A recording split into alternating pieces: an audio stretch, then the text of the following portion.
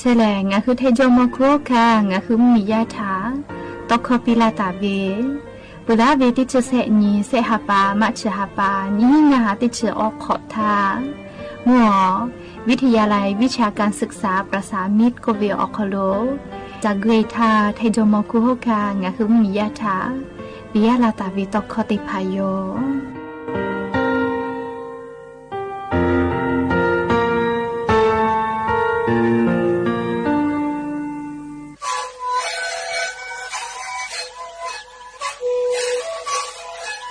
ชลิกูมันคือยาแก้เชวีออกข้าวเชลแล้วหูข้าวตัวคือออกดีตัววัดที่ไหนเอ็นนาบาเตี้ยโอหาสิจิขอกิโลเฮลตีนเลนหลอกเอาพ่อออยาไปชุบนาลีตีและไปชิมนาลีเล่นถือไปออยาที่นาลีเคยแต่แล้วเข้ามาชาขยายตีนเลแล้วหูข้อเกาะเชวีและงานแล้วหูข้อก็เชยมาในคาโบในวิดีโอ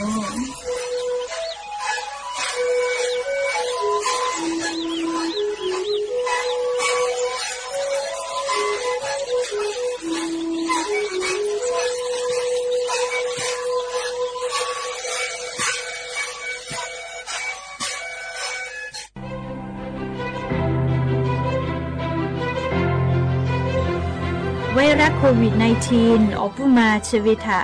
จ้าถาจ้ามากาเป็นดักไอจูงาคืออยู่ตีมากาเสเวทาปะโตงาคือชอยาโกจาเวอานาเพวิโย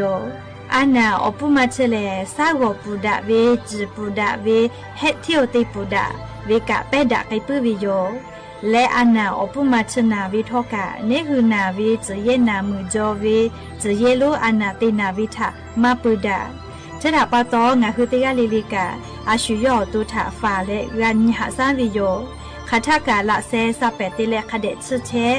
ดาเกตุวิโอเจติภาคาเดติเลอาชุยอตุถาหาซาและละเซชิตุเวน้ำยาเจลล้างมือแอลกอฮอล์ปอตาวิติภาปุตุตาและมาโมโลโกละเซทาคาทากาสุชเชและงาฮือจือวิมาโกเฮเทียวเตวิโลโกกาอานาโอกานูมากาเปติจูหมอกพาเบะกระดาคิชูเตผาเย็บปือขอนอลอกูกะทั้งขยะคอโลคาเดวคือและเตปอลิลิงาคือทั้งขยะถะโทปือขอนอลอกูกะลาเซคาเดชเชนาวิชออเป้าตากีและงาคือออตูฮอนาชนาจือเวซาโวหาซาชเวจเขตินาวิลอกูกะไวชอเวอยาอคโลมอสลากูเกโลฮัจเตนีโควิด-19 ฟากาวิโยงาคือนากาวิลอกู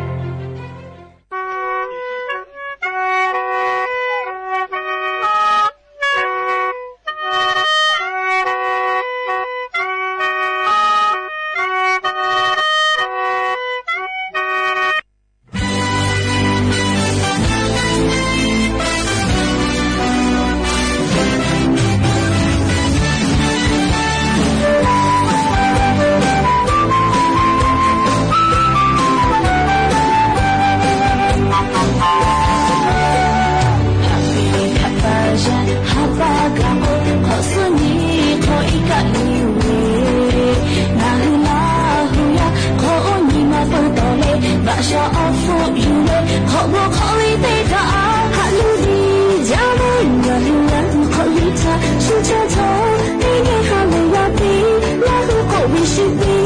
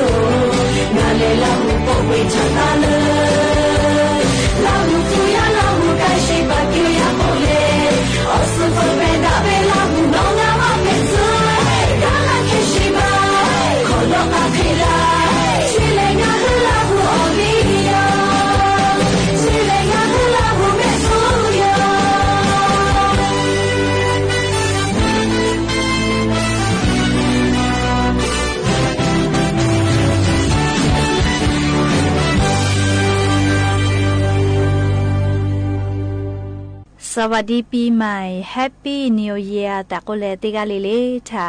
ขอสาสอคโลตาอุยอยาวิอคโลละเซจ้าและอลอเปติกาลิเลท่า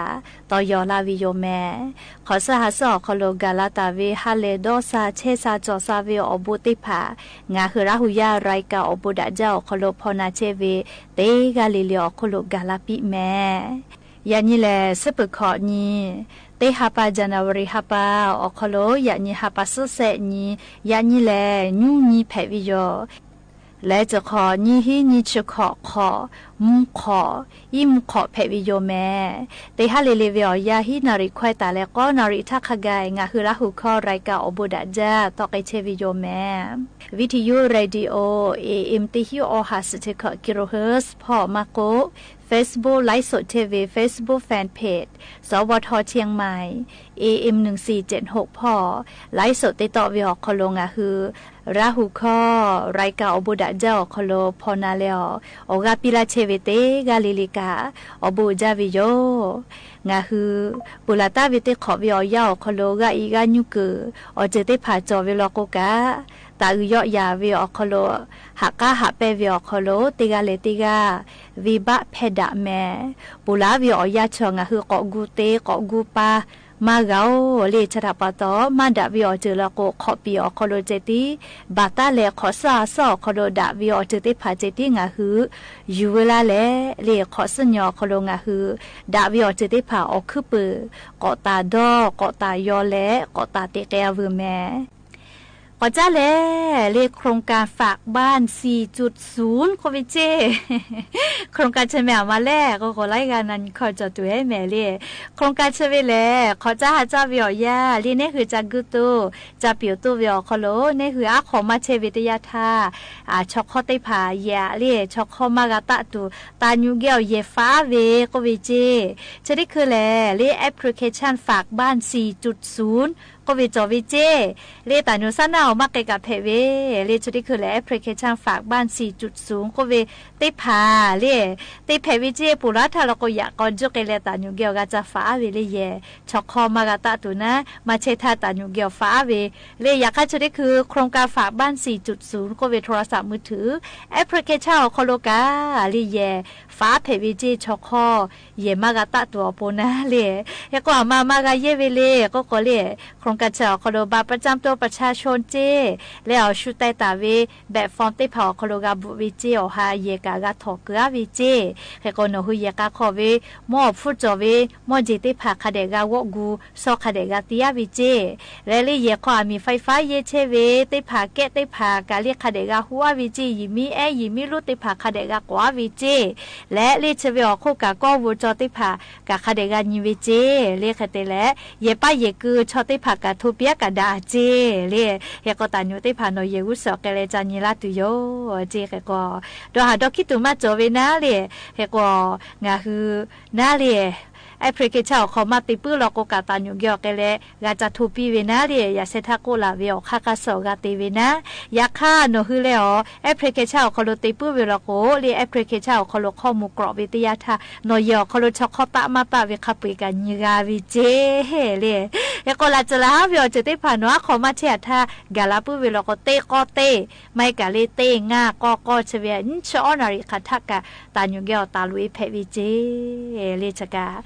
อยู่เวลาเลยเรียกงาคือราหุยาติผาขอจ้าหาจ้าเวียยาเรียงาคือจังกือจับเปียวตู้เวียคอโลงาคือแย่ขอเตะเวียคอโลมากาโดหาดอกคิตูนาลีลูวิสิเวมากากาลาตูอโปฟาตาตูเวียเข้าลอติผาอยู่เวลาเลยเอาเวียเนี่ยราหุยาติผาฉากเกามาลาวิโยแม่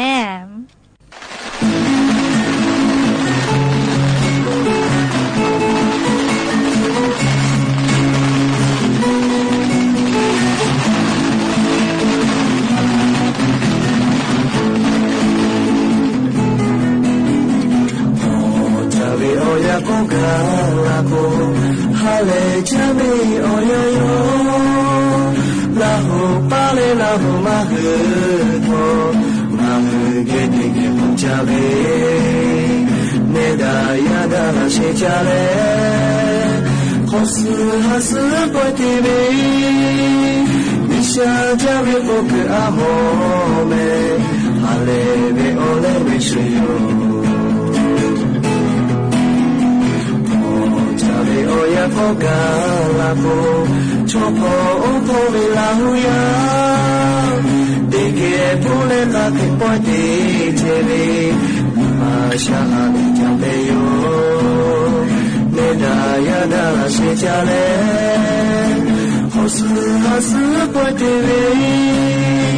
nisha jale pok amo me ale vi ole me shiyo Yada la she jale hosu hasu pote ve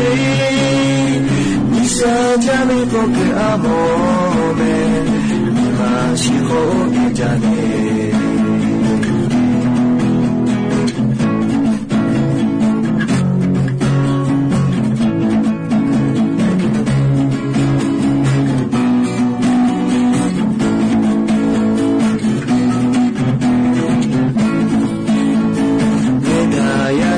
she jale hobi khosu pote ve nisha jale pok amo me nima shi ho ge jane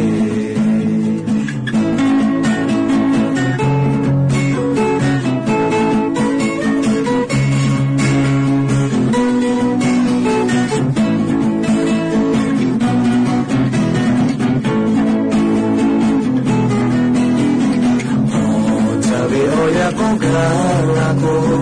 hale chame oyoyo la ho pale la ho mahu tho mahu ge de ge punjabe neda yada la she chale hosu hasu pote ve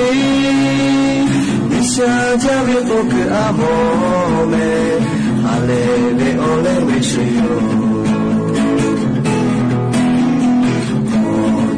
Oya Congalako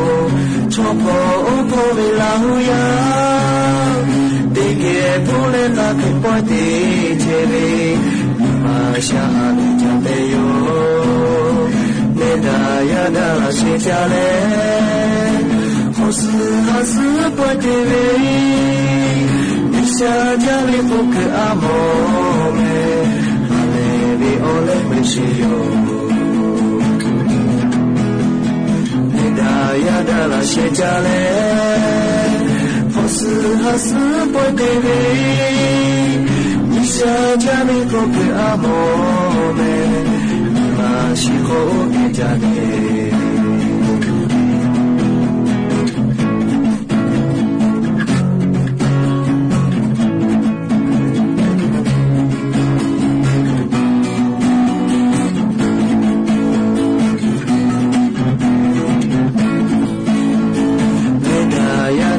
she jale hobi khosu pote ve 下家的后给阿莫梅，你妈是后给家呢，你妈是后给家呢，你妈是后。ฮาเวียวเวียวเนี่ยละหุยาติเผามูคอมูยอมาจิมือดูมูฮอซาคาสลาตาเว PM 2.5 ก็เวชดิพากอกเล่าจิแม่เรียมกะเวียวยาเปือกมุกูเวียวยาลุยเวทัปปะตอเฮโกลิงาคือซาหัวเชเวมูฮอซาอคโลจิมือดูคอซา PM 2.5 ชดิพากอลาเวตยาทางาคือออโตคาคิกาติญหะซาเกตูเวเลก็เวเข้ารอติผาอยู่เวลาแล้วงาคือราหุยาติผาถะกอทูมาลากาวิโยอามาถะปะโตเลงาคือสติตาและ PM 2.5 ก็วิชากาฝาจอเวเลโกโกPM 2.5 ก็วิชแลเรียมูฮอซาคาสลาวิมคอเลจิมือดูเอติผาเจงาคืออุมาเกกะอีเวนี่ชิปุเคอีเวเจเฮโกเนคือแม่สนิมาหมอลิมหอคอโลปอลาวิจิแม่เฮโกงาคือมาดาวิมคอซาจิมือดูเอเนคือแม่สนิมาหมอวิชติผาเนคือซาหัวเกลออชิปุคอลุยอสจักคอลุยละโกเลนิมาสอานาอชิปุผู้เวโลนาเวซาหัวหาเวซาชเวอานาจะได้ผ่าแผงไงวิเจเลสาลือเลยกันยิมาสอานาอชพูโลนาเวซัชเวอานาแผวิชติผ่าเลกทินาเฮเกลาวิเจจะรับปะตอเลงาคือมุฮอซาคาสลาเวจิมือดูเอเลมคอซา PM 2.5 จะได้ผ่าเลงาคือกาฝาตาโจเวอจึงแผวิโยมาเฮลอโกเชซาจอซาพ่อติลูติสิลาเวมาจาวิโลแมเปื่อเลอาชูเลเจเลค่าฝุ่น PM 2.5 จะได้พา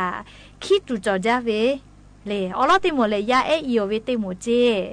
อชพุมาเฮเลยาเอติพามาดาวิมคอซาจิมือดูเอเลมฮอซาอคอโด PM 2.5 แผะและซาหัวกือเวลาก็ยาเอติพา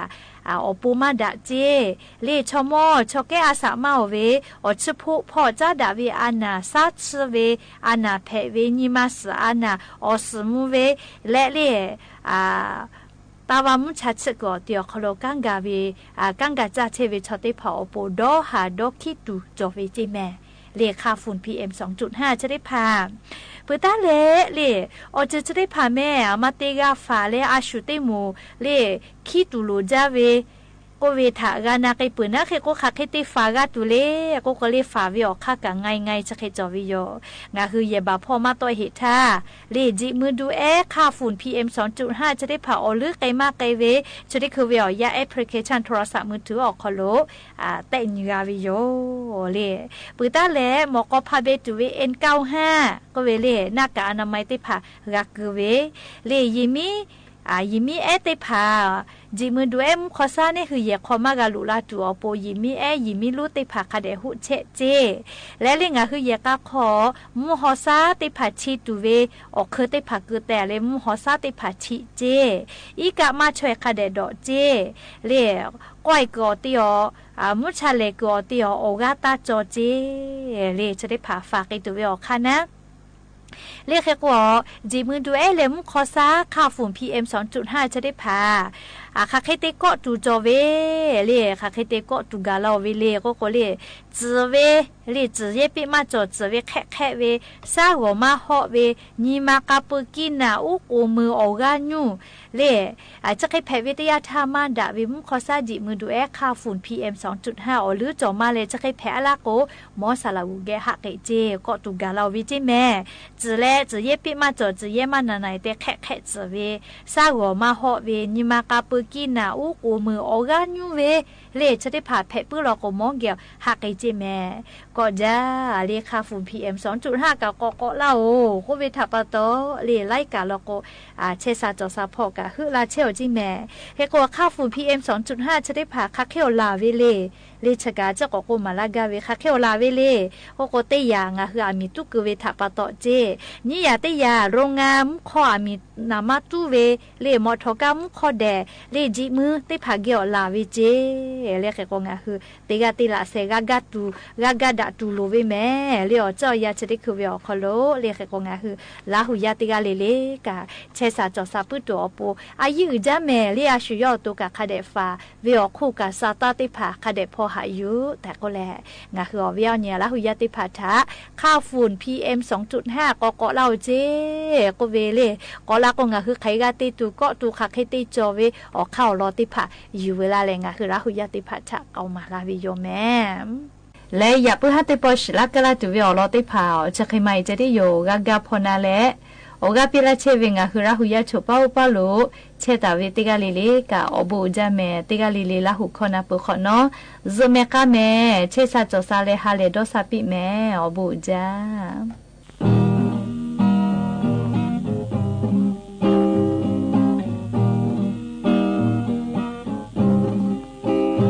ขอเจดีเลลาหูอาเคเลขอโอลิฮายูบูโอฟูเลวะชาวาโอโกยูเลขอเจโลตันตาเวโยอาเคเจเบโลปูขอตังเลโตเอทาคากาโยอาเคเลโดเวโชฮืคาเปโอเนเตจาเบโดโนจามุขโจเอคาคิเปเตเบงาฮืคาคิเปียวเบมาโยเมโออิชาเดโยมีมาโคลังเลมาโยเม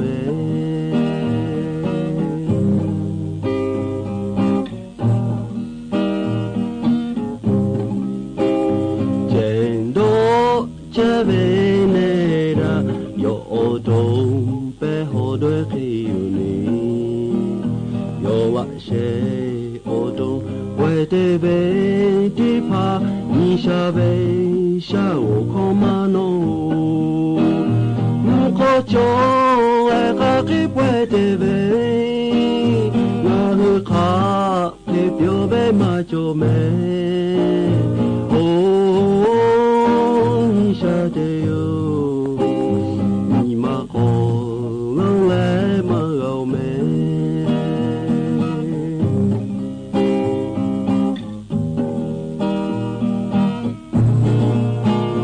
อาเคจะเบโลปูขอตังเลโตเอทาคากาโยอาเคเลเจโดเวโชฮืคาเปโอเนเตจาเบโดโนจาเจโดเจเบเนดาโยโอดงเปโฮดวยคิยูนีโยวะเชโอดงเวเตเบโอฮานาเบชาโอโคมาโนมุโคโจเอคาคิเปเตเบงาฮืคาเก็บโยเบมาโจเมโออิชาเดโยมีมาโคลังเลมาโกเมโออิชาเดโยมีมาโคลังเลมาโกเม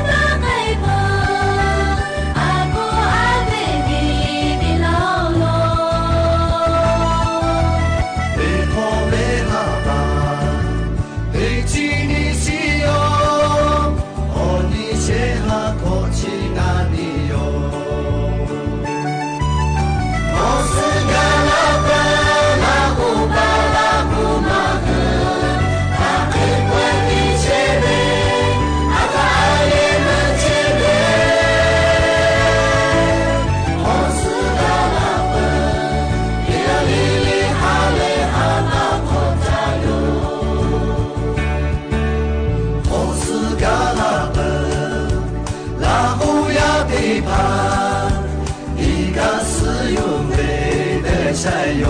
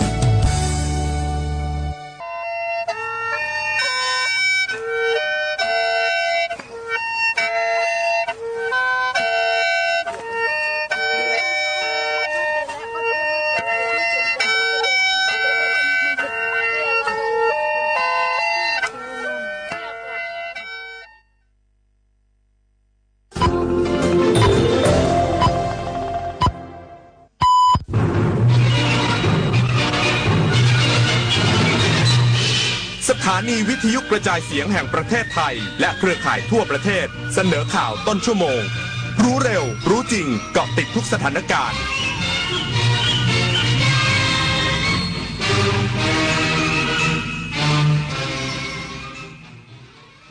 รับฟังข่าวต้นชั่วโมง 21 นาฬิกากับอานนท์ นันตสุคนครับ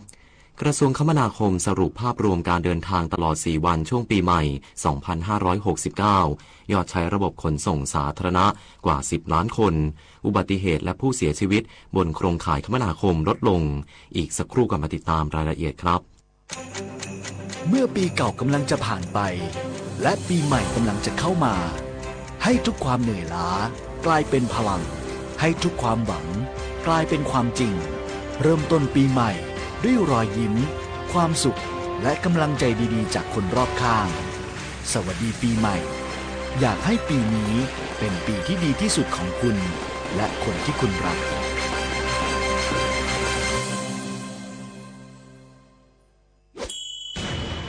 โลกออนไลน์เปิดโอกาสให้เราเรียนรู้สร้างสรรค์และเชื่อมต่อกันได้ไม่สิ้นสุดแต่ทุกคลิกก็มีความเสี่ยงอย่าลงเชื่อข้อมูลที่ไม่ตรวจสอบอย่าแชร์โดยไม่คิดและอย่าลืมเคารพสิทธิ์ของผู้อื่น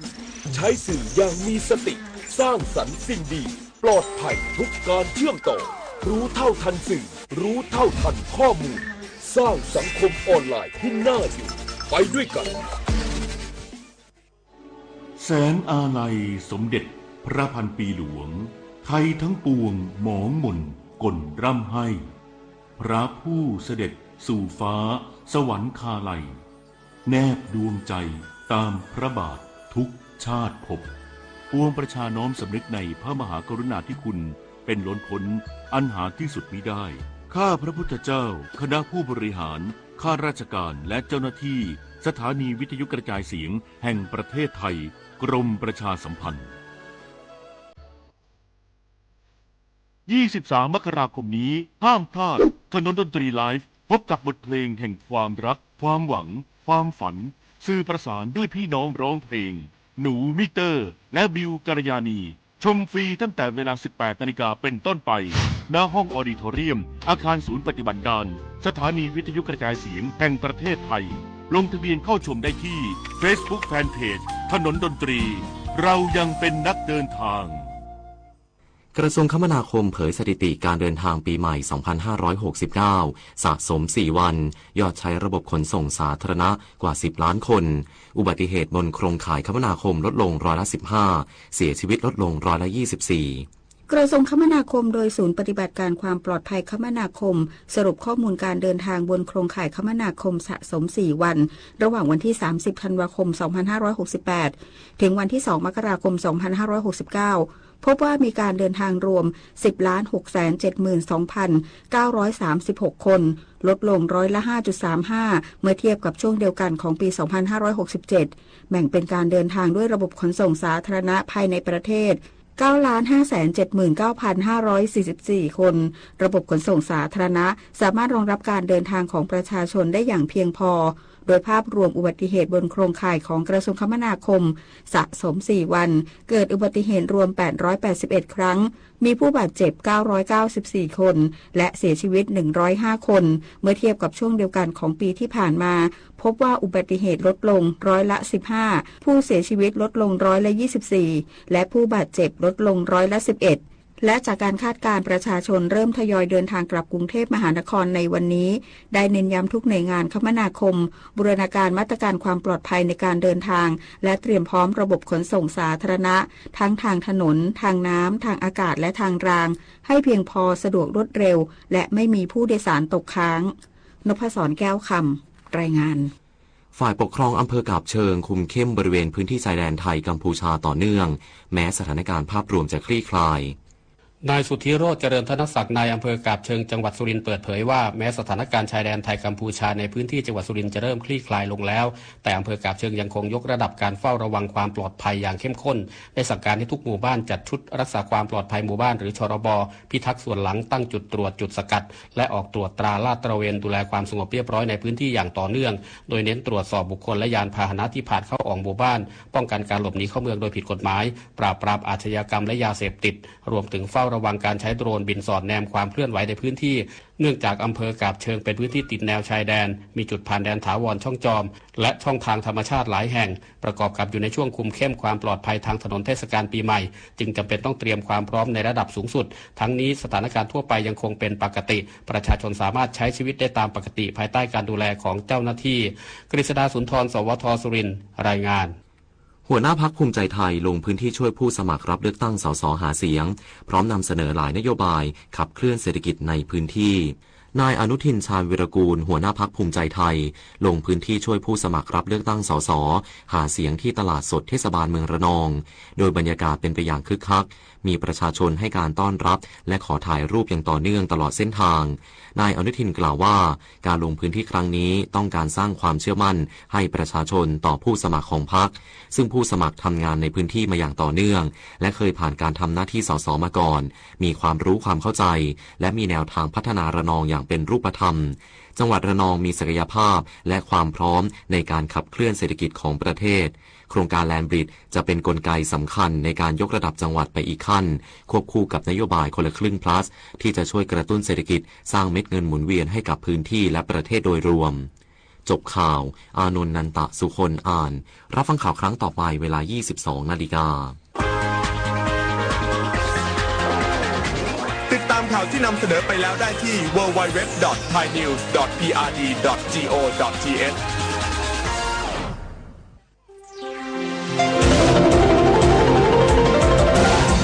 วิทยุแห่งประเทศไทย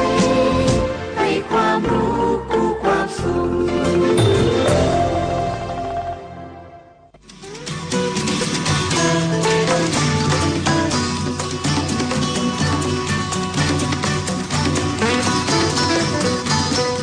ส้นทางของถนนสายนี้เรามีบทเพลงเพื่อชีวิตดนตรีกวีศิลปะวัฒนธรรมวรรณกรรมมาฝากคุณทุกวันเสาร์และอาทิตย์กับเราที่นี่ถนนดนตรี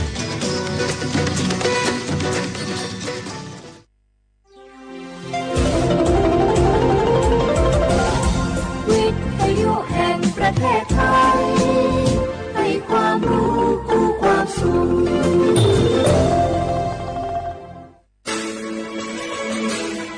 สถานีวิทยุกระจายเสียงแห่งประเทศไทยจังหวัดเชียงใหม่ AM 1476 กิโลเฮิรตซ์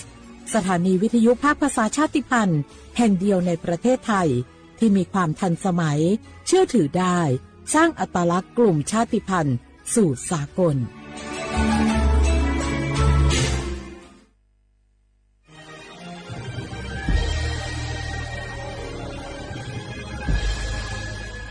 เกิดเป็นคนไทยเติบโตบนผืนแผ่นดินไทยจงภูมิใจในความเป็นไทยชาติไทยเรานั้นนับเป็นชาติที่มีความเป็นมาเก่าแก่ยาวนานเรามีภาษาวัฒนธรรมและมีสิ่งต่างๆที่เป็นเอกลักษณ์ให้เราได้ภาคภูมิใจในความเป็นคนไทยเราควรเห็นคุณค่าและมีความรักชาติหวงแหนแผ่นดินอันเป็นมรดกของบรรพชนร่วมภาคภูมิใจในความเป็นไทย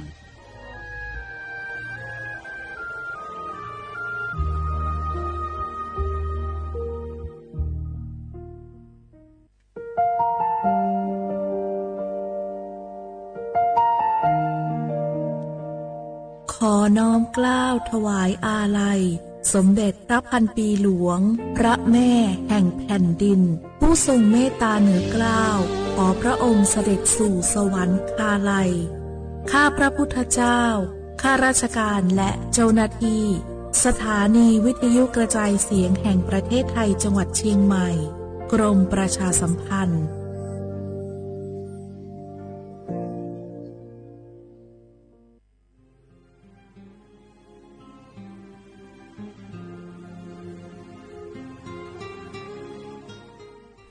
This is a moment of profound grief for the Kingdom of Thailand. We, the collective voices of Radio Thailand Chiang Mai, join the Thai nation in mourning the passing of our beloved Queen Martha, Her Majesty Queen Sirikit. Her life was a testament to the unwavering service, grace, and deep love for the Thai people.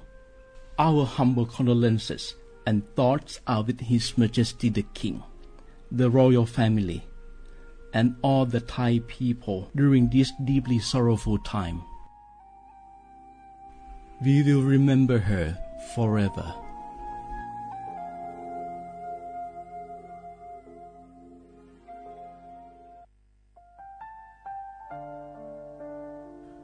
Adur Thai มิขอส่งเผาอามา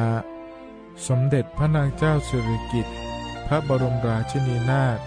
พระบรมราชชนนีพันปีหลวงควยตาโอดาเลียกาชายันดาชอเนมา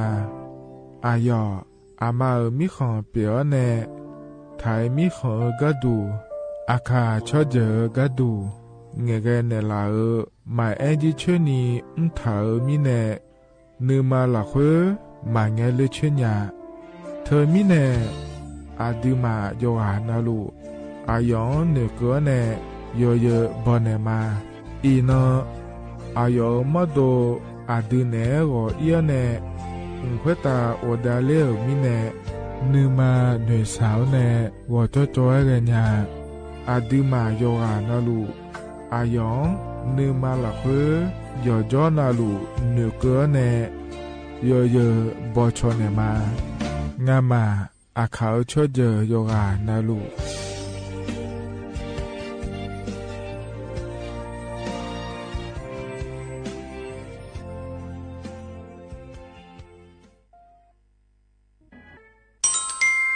อาเย็นเย็นเจรังเงอันนี้เชื่อว่าบาลาเชสีอาคนนี้พังอายาโกเชสิเงนอถึงกับคณะรัฐมนตรีบอกเจ้าหลวงอาเย็นนี้สัญชาติก็กอสาลูเดินชาวบ้านเหนือก็ดูเดและบอกจางอาเดยเนียเด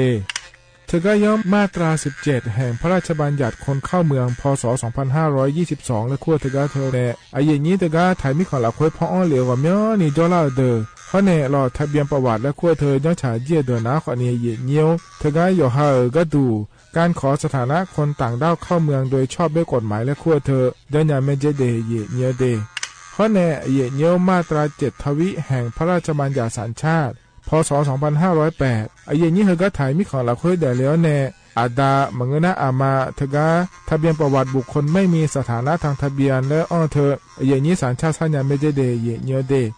ใช่ก็ดูนะขอในกู้เทเมืองละคุยย่อนะเธอก็สำนักบริหารการทะเบียนกรมการปกครองและคุกาใช่ยังไม่ได้ยมมือยอละคุยนะเหยียดเยอะเธอก็ในอำเภอยอฮันเนโจดูรอราชการอายามละคุยอันนอนีเชวบาลาโกซีอาคนนีพังอายาโกเชวขวงเกนีเดเหยียดเยอะ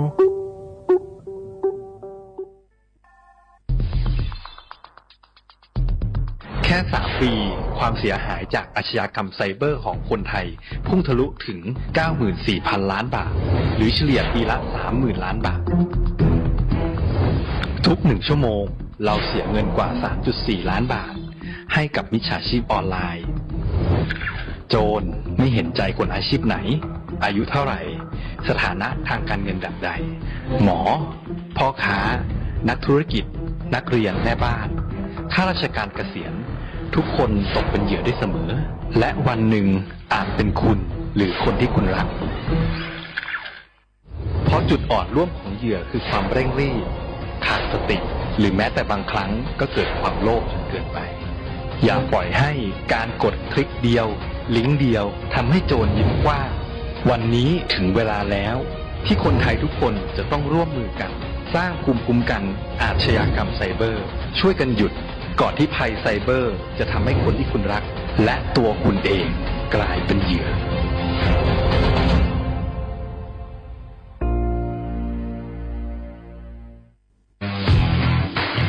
รัฐบาลไทยประกาศสงครามสแกมเมอร์รัฐบาลจึงได้ประกาศสงครามกับสแกมเมอร์ในฐานะที่สแกมเมอร์เป็นวาระแห่งชาติและในวันนี้ผมก็ได้ใช้โอกาสนี้มารายงานความคืบหน้าและเน้นย้ำถึงสิ่งที่เราต้องร่วมกันทำต่อไปรัฐบาลได้จัดตั้งคณะกรรมการอำนวยการป้องกันและปราบปรามอาชญากรรมทางเทคโนโลยีขึ้นมาโดยมีผมเป็นประธานด้วยตนเองเพื่อให้ทุกหน่วยงานทำงานไปในทิศทางเดียวกันเราได้มีการลงนามบันทึกความเข้าใจระหว่าง15หน่วยงานหลักทั้งภาครัฐและภาคเอกชนตลอดจนสถาบันการเงินเพื่ออุดช่องโหว่ทางการเงินและตัดเส้นทางเงินของกระบวนการอาชญากรรมเหล่านี้ให้สิ้นซากรวมพลังคนไทยต้านภัยสแกมเมอร์นายอนุทินชาญวีรกูลนายกรัฐมนตรี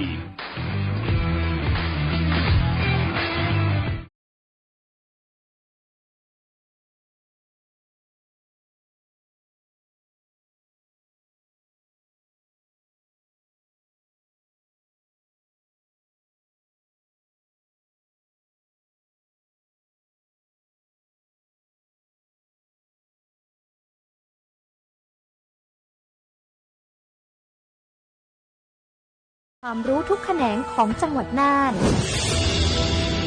ภายในประกอบด้วยห้องนิทรรศการเฉลิมพระเกียรติรัชกาลที่ 9 แสดงพระราชประวัติและพระราชกรณียกิจของพระผู้ทรงเป็นพลังแห่งแผ่นดินและต้นแบบของความเพียรรถพระที่นั่งอนุสรณ์แห่งการเสด็จเยี่ยมราษฎรในถิ่นทุรกันดารทั่วทุกภูมิภาคของไทยพิพิธภัณฑ์ศาลากลางจังหวัดน่านความทรงจำของอาคารหลังเก่าและการอนุรักษ์สิ่งสำคัญของเมืองน่านเทคโนโลยีกับมนุษย์จุดประกายความคิดสร้างสรรค์สู่การสร้างนวัตกรรมในอนาคต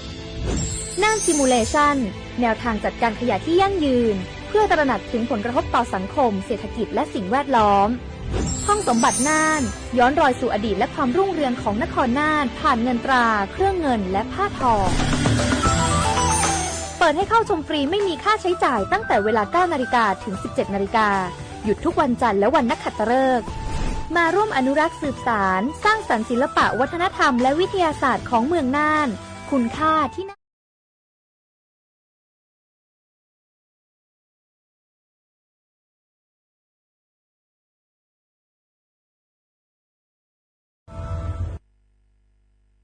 สปสชโยอานาลูกาดูโยมือจซาโดลาญา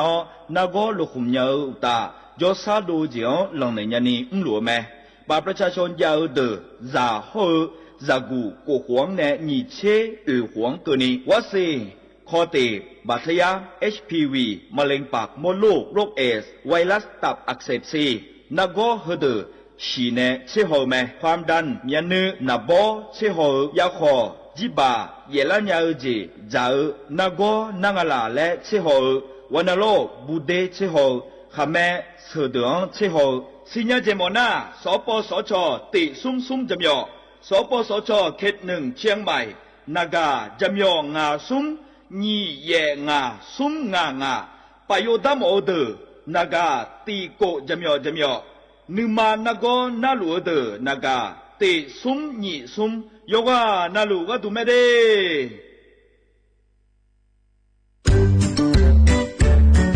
รักชาติไทยใส่ใจโลกนี่คำขวัญวันเด็กปีนี้นี่นาแล้วเราจะไปเล่นเต้นเที่ยวที่ไหนกันดีอะมาที่นี่เลยจ้าสถานีวิทยุกระจายเสียงแห่งประเทศไทยจังหวัดเชียงใหม่ขอเชิญน้องๆหนูๆร่วมงานวันเด็กแห่งชาติประจำปี 2569 ในวันเสาร์ที่ 10 มกราคม 2569 เวลาตั้งแต่ 8 โมงเช้าจนถึงเที่ยงกิจกรรมตอบคำถามเล่นเกมลุ้นรับของรางวัลมากมายแล้วพบกันนะคะ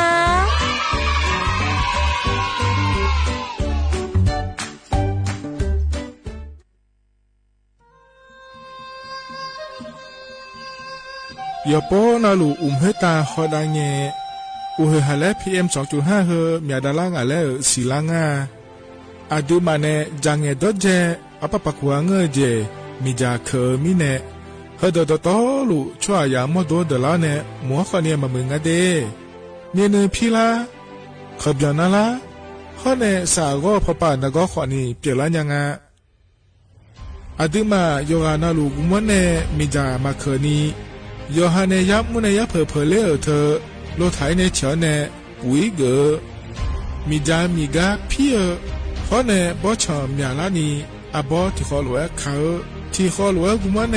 มีจาตาเคเดเหมือเนโยฮานาหลวงอยู่เหมือนจะซาโดนีจอนยาผาเนเหมือเนสำนักงานประชาสัมพันธ์ที่3กรมประชาสัมพันธ์พปาเนจากกาเงเดขอชอ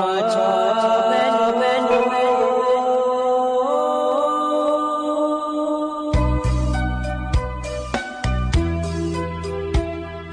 รานีจอกุเลง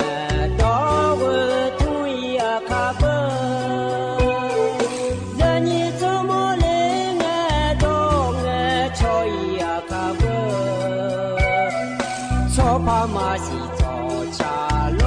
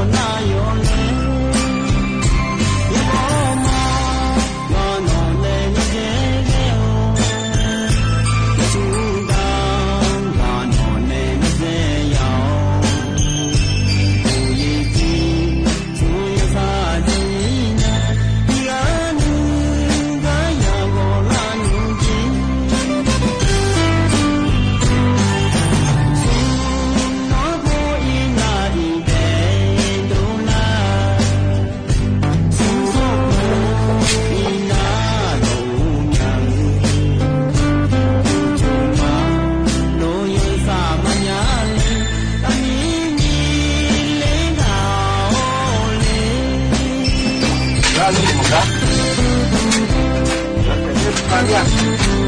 dan dia jangan sih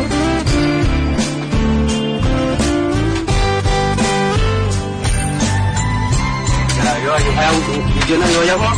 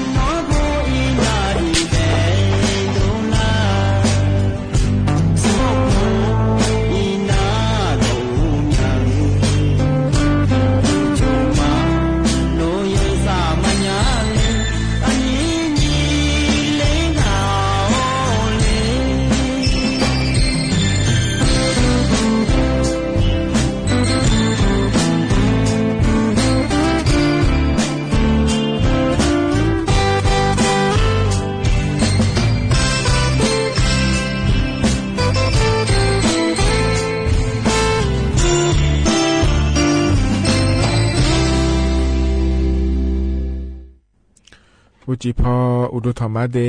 เยนี่มีของยาโยกานาลุแน่ล้อเยเนียว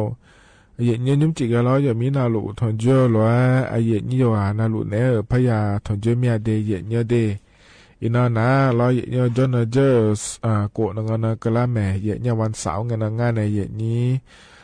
ก็เดือไทยมีคนละคนนะคนเนี่ยไทยมีคนดูนี่เลยเนี่ยอาคาร1-2กันนี่วานา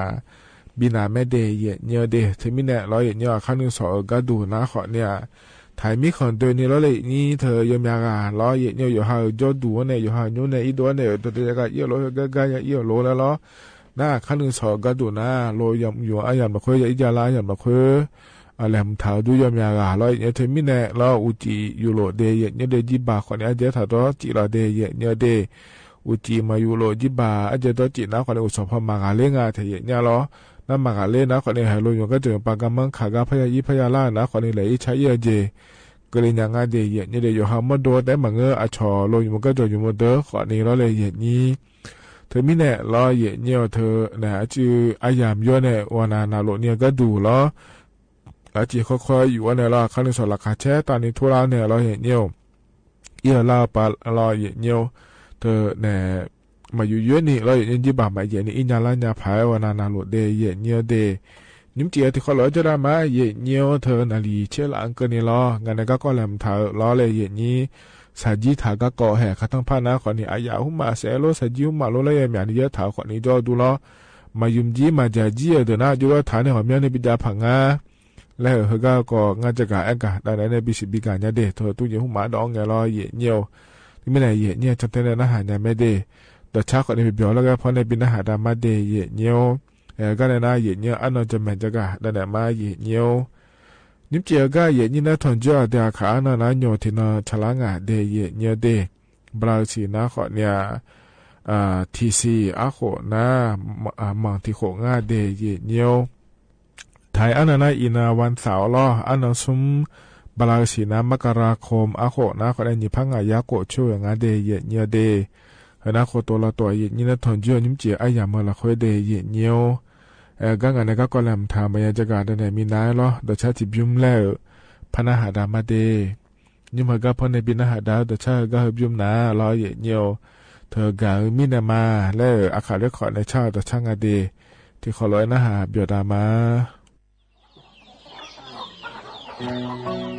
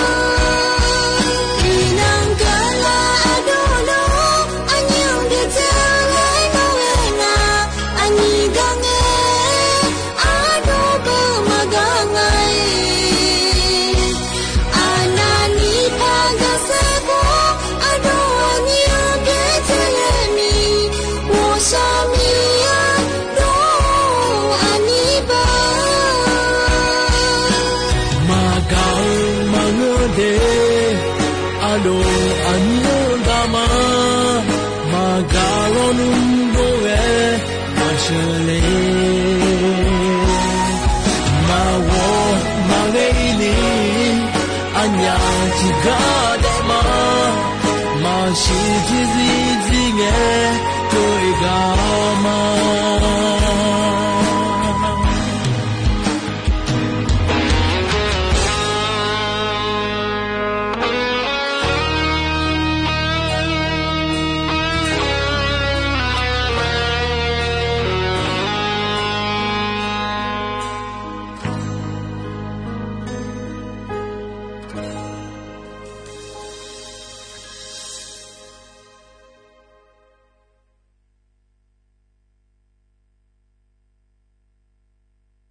อาทนาอาคาเรคคอร์ดในชาตัวชาเยเนี่ยล้อกามินามาและงาเยเนี่ยล้อน่าหาเบียวด้วยเยเนี่ยกาจนปาล้อในน่าหาล่าโยกานารู้ดูธรรมะเดถ้าการมาข้อปนน่าหามาเฟซบุ๊กปนน่าหามาเราเลยเยนี่ยิ้มจีกันล้องานนี้ที่เขาล้อจดามาเดเยเนี่ยเดเฮกันในงานนี้ก็กอลมถ่ายเฮจะกากาดันมาเดเยเนี่ยเดสัจีถ้ากะเกาะและอย่างงานในเห็นนี้เราเกิดนะขอเนี่ยดืออาคารนะเราหูสจีเราอายาแสนะขอเนี่ยที่เบียดแต่เจ้าเนี่ยมาจะเจี๋ยนะขอเนี่ยสจีถ้าเราสจีสกุโกเนี่ยเราอย่างนี้ถ้ายาแม่เนี่ยอย่างนี้ขอเนี่ยนุ่มจนเอาไปก็ดูนะเราอย่างนี้เธอเนี่ยตู้เย็นหุ่มมาจะล่ามีเนี่ยเราเลยนี้ตู้เย็นหุ่มมาถ้าขอเนี่ยออกง่ายแล้วเราสจีมาจะเจี๋ยแต่นะขอเนี่ยตู้เย็นเราเพื่อถ้าไม่ได้เย็นนี้นะตู้เย็นแล้วก็นะขอเนี่ยรอเย็นเนี่ยนี่ตีและยาเดเย็นเนี่ยเดอาดัมเบตีนะขอเนี่ยเธอเนี่ยยาจะตัวเย็นถ้าอีจูมาถ้ารอปานิวมาถ้าเธองานในเย็นนี้น่าจะที่หมอก็ดูนะขอเนี่ยช่องฟิตและคงอาเทเย็นเนี่ยช่องฟิตเธอนะขอเนี่ยเจ๊สองนี่เจ๊เนี่ยรอเย็นเนี่ยก็เดี๋ยวดอกขอเนี่ยก็เล่นไม่ได้เย็นนี้อีจูขอเนี่ยที่มีแต่ก็เล่นสอเดเย็นเนี่ยเดเธอไม่แน่เราเห็นเนี่ยอายาสจีทางเงี้ยนะขอนี่ที่อานานะเราเห็นเนี่ยเธออันอายอนะอายอจันจามีแน่เราจอดช่องธรรมดาแล้วคงเราในนี้เธอยึดเท้าแล้วก็อย่าจะน่ารู้ทางหัวทางงานในอย่างนี้ขอนี่ที่อานาอาจีอเมียเยอะหลายเนี่ยว่าเมียนี่จะเนี่ยก็ดูเล่แล้วนะขอเนี่ยเธอก็จอดช่องฟิตแล้วครูกาเราอีจูก็เลยกาเราเธอก็ถึงหมดเราคุยสนิทเจกาดอนในถามแม่ในอย่างนี้ยุถามแม่เราเมียนี่จีหุ่นยาก็ดูเดแล้วเราเธอมีเนี่ยเย็นเยี่ยวเหรอก็จะกะอากาศอะไรเนี่ยเยี่ยวตู้เย็นจะได้ตู้เย็นเราค่อยทางเงี้ยอามีนบิดาญาผังง่าแล้วรอเย็นเยี่ยวหัวรัวยาเกินอาเทียนเนี่ยสาจีแล้วก็น่ะรออายาสาจีแล้วก็น่ะสาจีสันเน่รอเมียนนี่บีปาก็ดูน่ะรอสาจีสันเน่เขาเนี่ยสาชูเขาเนี่ยบ่บ่มาเดอแล้วคู่อาเทียนเนี่ยเขาสุ่มเจแล้วบีปางาเดเย็นเยี่ยวเดเธอไม่แน่รออย่างนี้ว่าช่องธรรมดาและคู่งานนี้อย่าด้วยรู้เธอรอเป่านิ้วมาในจู่มาในเธอนะขอเนี่ยที่อันนั้นเบอร์อย่างน้อยอย่าจนจ่ายไม่แน่ชอบฟิดอนนะอย่าสัญญาเลยแล้วรอก็เลยนะขอนี้จนจ่ายอย่าสัญญาเลยแหละเธอไม่แน่รอเธอก็ถือดอกงาเทียเนี่ยเธอไม่แน่รอเลยอย่างนี้เหรอก็เนี่ยเหรอนะอย่างนี้สัจจีนะรอสัจจีสันเนี่ยเธอมาเธอก็ช่องธรรมดาและคู่ก็ดอกเนี่ยจ่านะรออย่างนี้อย่างนั้นรู้จังจ่านะอาเมียดื้อๆขอเนี่ยยีนอตาถ้าบียาเดแล้วตัวก็งานเทียยีนอละคนเนี่ยยาจังจะเจียงานเนี่ยอย่างนี้มันก็น่าจะยาจะเดอย่างเงี้ยเดน่าบ่มาหุ่มมาไม่งั้นเจริญเนี่ยที่นอนน่ารักเจเนี่ยที่นอนมอมาจะเนี่ยจะเดอย่างเงี้ยเดน่าแต่มันเงอเราเลยอย่างนี้สัจจีเบี้ยถ่ายเดอเรื่องเงงาเดอย่างเงี้ยเดสัจจีเบี้ยถ่ายเดอที่นอนตาถ้าบียาเจเยเนี่ยเรามันก็น่าจอยเนี่ยเจเดเยเนี่ยเดถึงมีเนี่ยเราเนี่ยตู้เนี่ยเราเพื่อถ้างาล่าแล้วเราอย่างนี้อายาสัจจีเราสันเน่มาบ่มาสัจชูมาเราเลยนี่สันเน่เราหน้านัวเรานี่น้อยในสมน้อยก็นี่ละแล้วอย่างง่ายเนี่ยอย่างนี้เรา3 ชั้นเราเธอหน้าขอเนี่ยสัจชูเธอหน้าขอเนี่ยที่น้อยในนี่น้อยก็นี่เดน่ามาจ้องใจไม่ได้ยังมือพัดจะไม่เบลาฮอเจอย่างเนี่ยเบลาฮอเนี่ยมามือเมียเลยเหือเลยนะคนอยู่จ้อมากันเนี่ยบีเจเจเดยเนี่ยเดน่ายังมือพัดจะไม่ลาบุปผาเนี่ยมาจ้องใจมีนายเหือนะคนเนี่ยชอตู้เย็นช่องธรรมดาแล้วก็ว่าเทียเนี่ย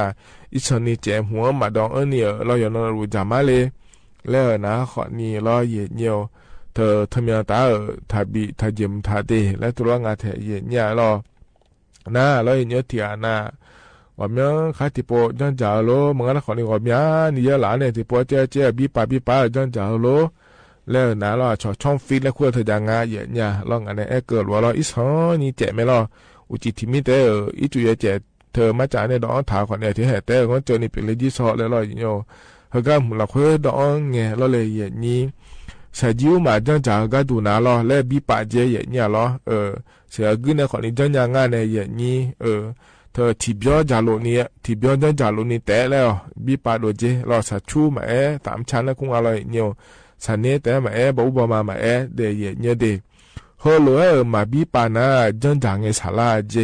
เนี่ยล้อแต่เธอยกเธอคือเขาขอนี่เงออายามขอนี่พยายุแล้วรอเนี่ยเธอมีเนี่ยอายอแล้วที่ย้อนจาโลนี่แต่บีปาจังโดฐานะยูโรเลยนะขอนี่บีคือเขาขอนี่ยอคอแล้วงาเถเนี่ยจังจาขอนี่ยออแล้วเรื่องงาเดเนี่ยเดเธอมีเนี่ยล้อฮอลบีปาฐานะมือเดียจะได้เนี่ยน่าอามีนก็นี่ฐานงาช่องฟิลาคุยนะแล้วพระเจ้ากาด้านไหนเนี่ยเดย์เนี่ยเดย์ถ้าจีสันเนทลอน่านัวลอยเนี่ยแต่ก็ช่องฟิลาคุยดอกอันเนี่ยจังจานะคนเนี่ยบาลาโกเสียงก็นี่จะเนี่ยไม่จะเดย์เนี่ยเดย์เฮียตาเมียนเจนะคนเนี่ยมาจอยงานละบิจาไม่เจเนี่ยเธอเนี่ยจ้าขอมาเคลื่อนเจเนี่ยเดย์น่าบ่มาหุมาคนนี้เงอรอเนี่ยบ่มาหุมาขอเนี่ยบาลาซุมสีตารอถ้ายิมถ้าเจเดตก็ชอบฟิลาคุยขอนี่รอเนี่ยนั่นเธอสัจจีเบียเดินหน้าเลยเนี่ยยนนุ่มแล้วก็เดินหน้าเลยอินุเบลเลยอีน่าเดออยู่หาสัจจีเบียมาสันเนี่ยชมหมูบดแล้วก็เธอยังไงล่ะอาชเนี่ยคนในร้านนุ่มถ่ายเธอล้อเลยอย่างนี้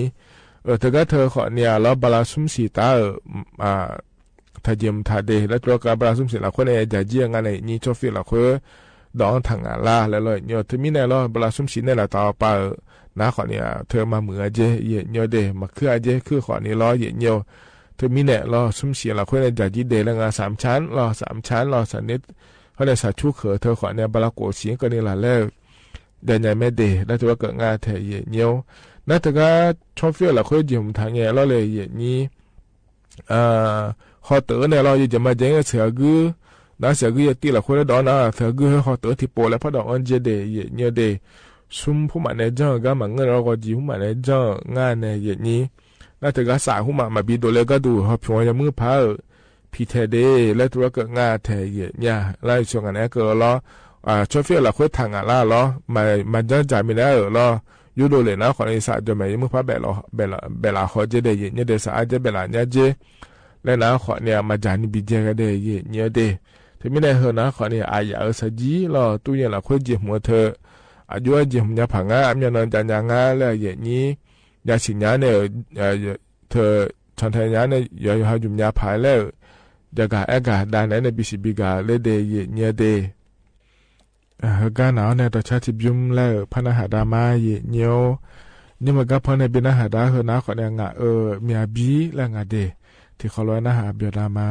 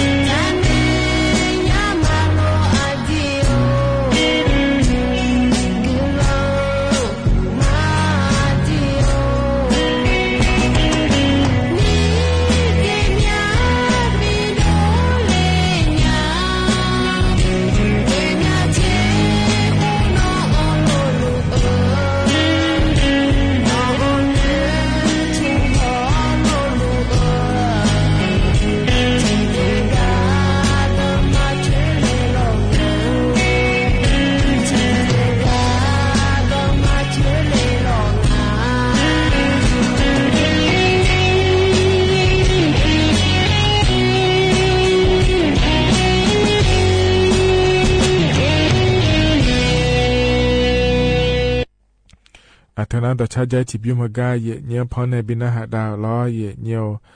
ยอหานาลุยนะหาเบียวด้วยเยเนียวเฮกันเนี่ยนะบริหารเนี่ยตัวจะอังถาที่เกาะแล้วพอในพระบินาหาดญาเดเยเนียวเดียวกว่านะอันนั้นชาล่าลุยล้อเยเนียวที่ขอลุยนะหาเบียวดามา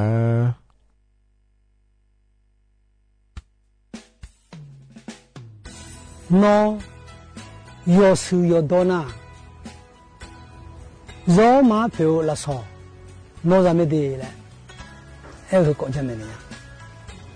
อาหูสวัสดีครับโยคะเดี๋ยวจะเนี่ยอะไรบริษัทยาถาวเนี่ยชูยาลาอยู่จีน่ายาลาถาวเนี่ยคนน่ะอายุเนี่ยชูราคา咯好處呢，阿要他，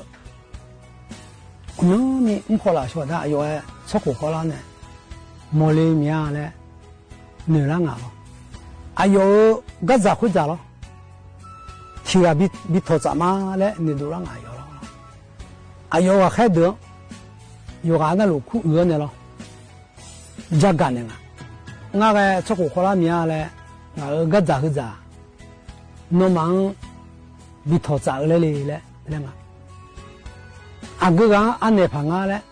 阿个讲安内那比头早嘞，那，我忙从那安内比那呢，比开嘞，我忙从那安内比那呢比开呢，有没拍拉萨，溜了咯，来咯，阿看你也花，我忙呢看从那阿伯去，从那阿姨去。我就个去呢，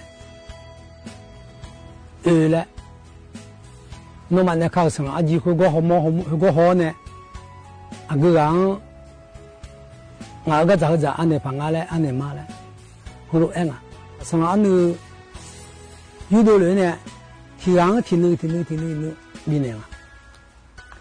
听那比呢那，后面讲呢，阿修了苦啊ji，听那啥呢会啊。哎呦，哈喽路上，没查到我呢咯，看啊，看那一组些，有那路拉萨，有那路上啊，巴拉古西，好难的个呢，哎呦那看从哪里去，没得啷个的，刚咋的咯，哎呦那唔错的，有那只家没的，哦，我那看阿姐啊，今天没谈我嘞，有那拉萨比没买来咯。那，阿ço家伙呢？阿需要么要家，阿今天么要家啊？那阿有那看我们在那边，么家啊？阿需要咯，之后后来呢，还有嘛一个咯，有送啊？阿看你说啊，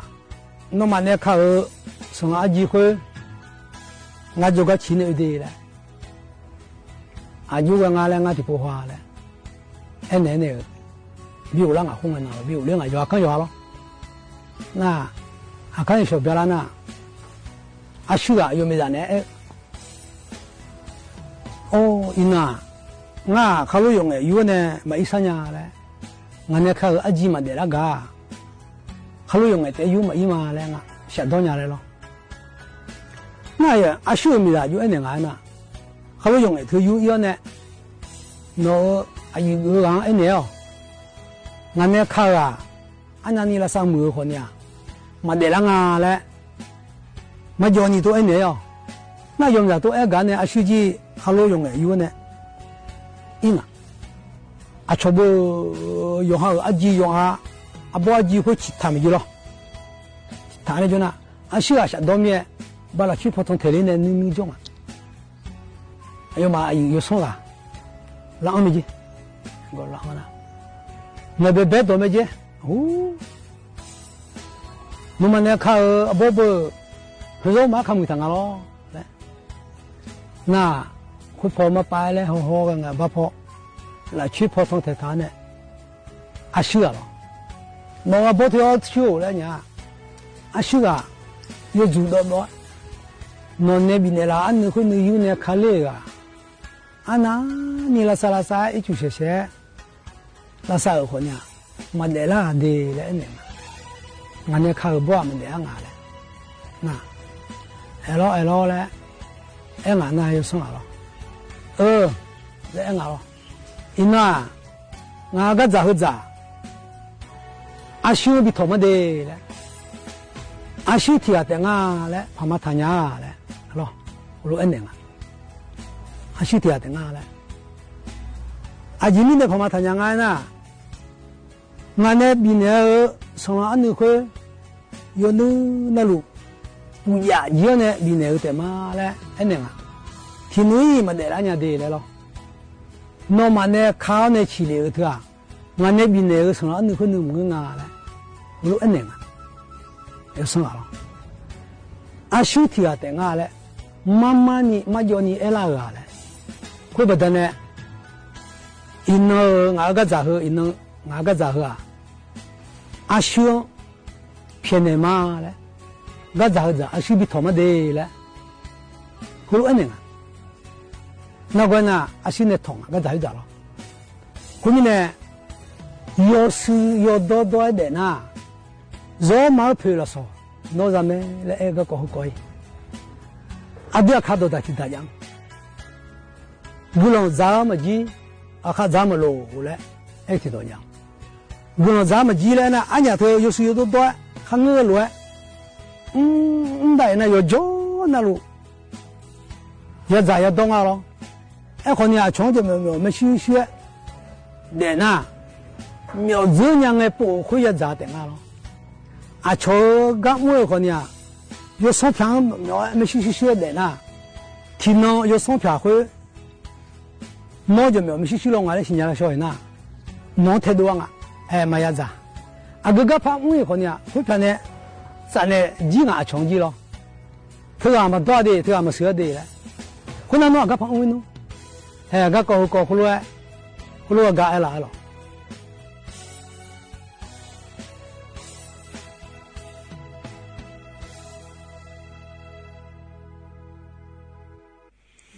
แต่นักข่าวเนี่ยบริหารเนี่ยจะอังถ่ายแล้วอยู่ทั่วไปจะอังถ่ายไม่ได้เยเนี่ยยันนะหาเบียวด้วยเยเนียวเฮกันเนี่ยนะรอเยเนียวอายชาพระบิณหาดามาเยเนี่ยรออายุอาบาเนี่ยชาเดนิมเจอกับพ่อในบิณหาดาเฮนาเดก็หัวอายามฮันเจเล่าหรือพ่อบิณหาดาเนี่ยอายามเจียนักข่าวเนี่ยก็อิมารออยู่อันเราจริงไม่ได้ข้านึกสอนจนเราเงินพัชราแม่เยเนี่ยที่มีในเราอุศนาลีแล้วในหัวหลังเกินในงานแน่อายุเชื่อเหมือนที่ขอร้อยแล้วพัฒนจุลมาเดก็อีมาเดอุตุธรรมะ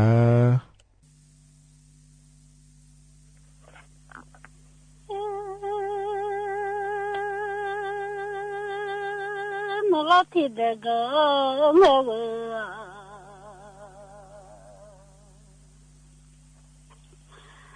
นลจะสังที่เด็กเมื่อนลยอมจะสังดังเมื่อดูนิสัยน่าลง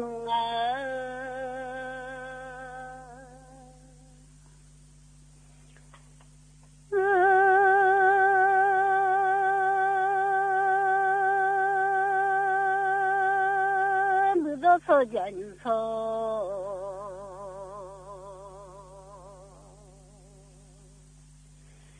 ino laga chomu lengen ya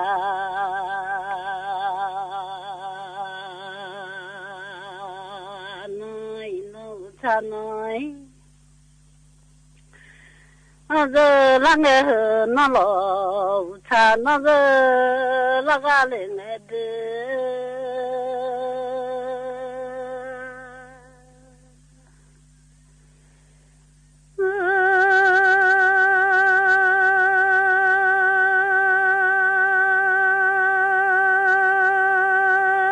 nó sẽ du ya du la mía vợ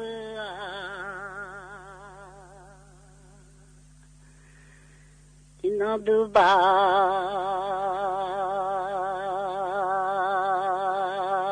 sẽ du ya du la nhai à chứ thì nó là hơi chân ya nữa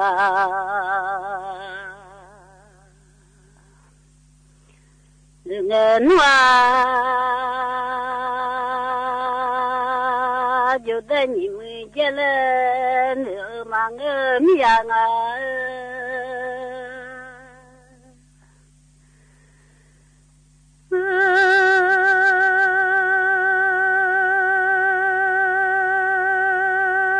บ้ามีหนุ่ยมือ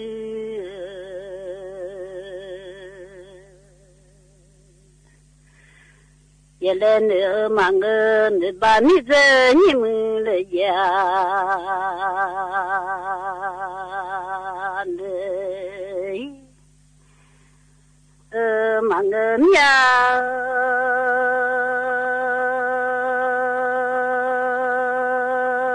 มันได้กันเลยสุดเทเงินนอนเด้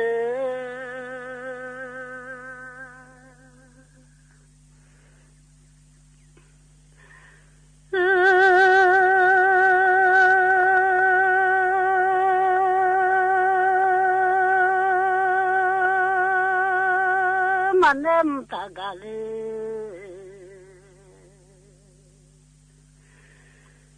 สุดเทเงินนอน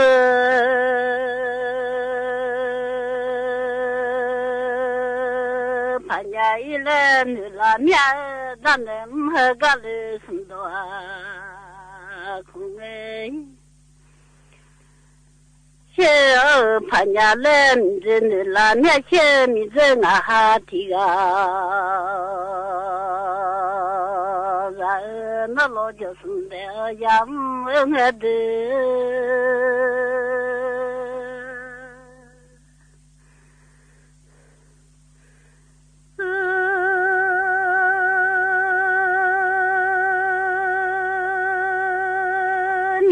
ราจะโคจะมาเหือ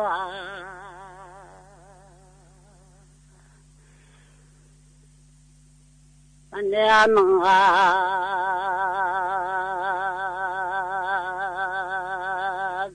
จะโคจะมันได้สิเชจ้า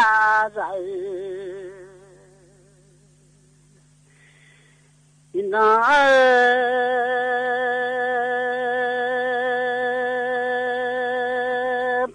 อีเลนลาใหญ่เชื่อมิชาโนซาจะขอเจอมันได้สิเชื่อจ้าบิงเกซามิงามาคิบุริชาเกล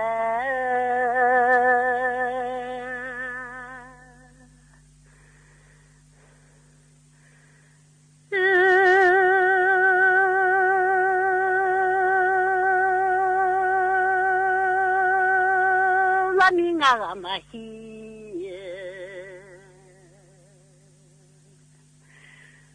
อุริชาไกลังพันยาชาโกเลลังสาโกเท่า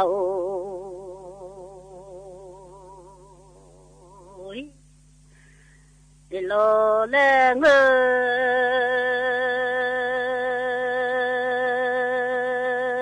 พันยาอีเลนลาญาโนมันได้รับอยู่สลามัยฮัลโหลบิงเลที่ลาบันลามาเลบิงพันยาเด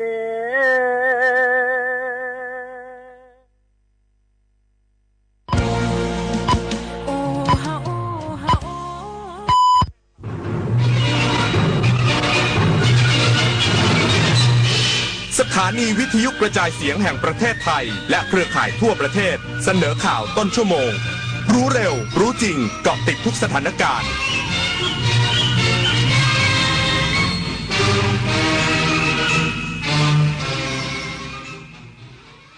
รับฟังข่าวต้นชั่วโมง 22 นาฬิกากับอานนท์ นันตะสุคนครับ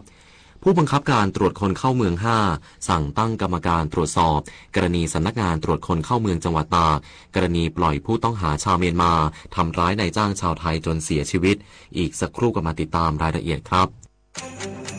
เมื่อปีเก่ากำลังจะผ่านไปและปีใหม่กำลังจะเข้ามาให้ทุกความเหนื่อยล้า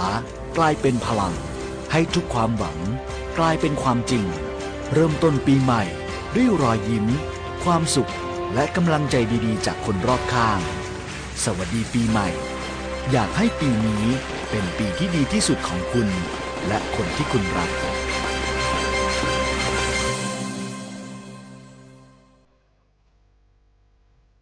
23 มกราคมนี้ห้ามพลาดถนนดนตรีไลฟ์พบกับบทเพลงแห่งความรักความหวังความฝัน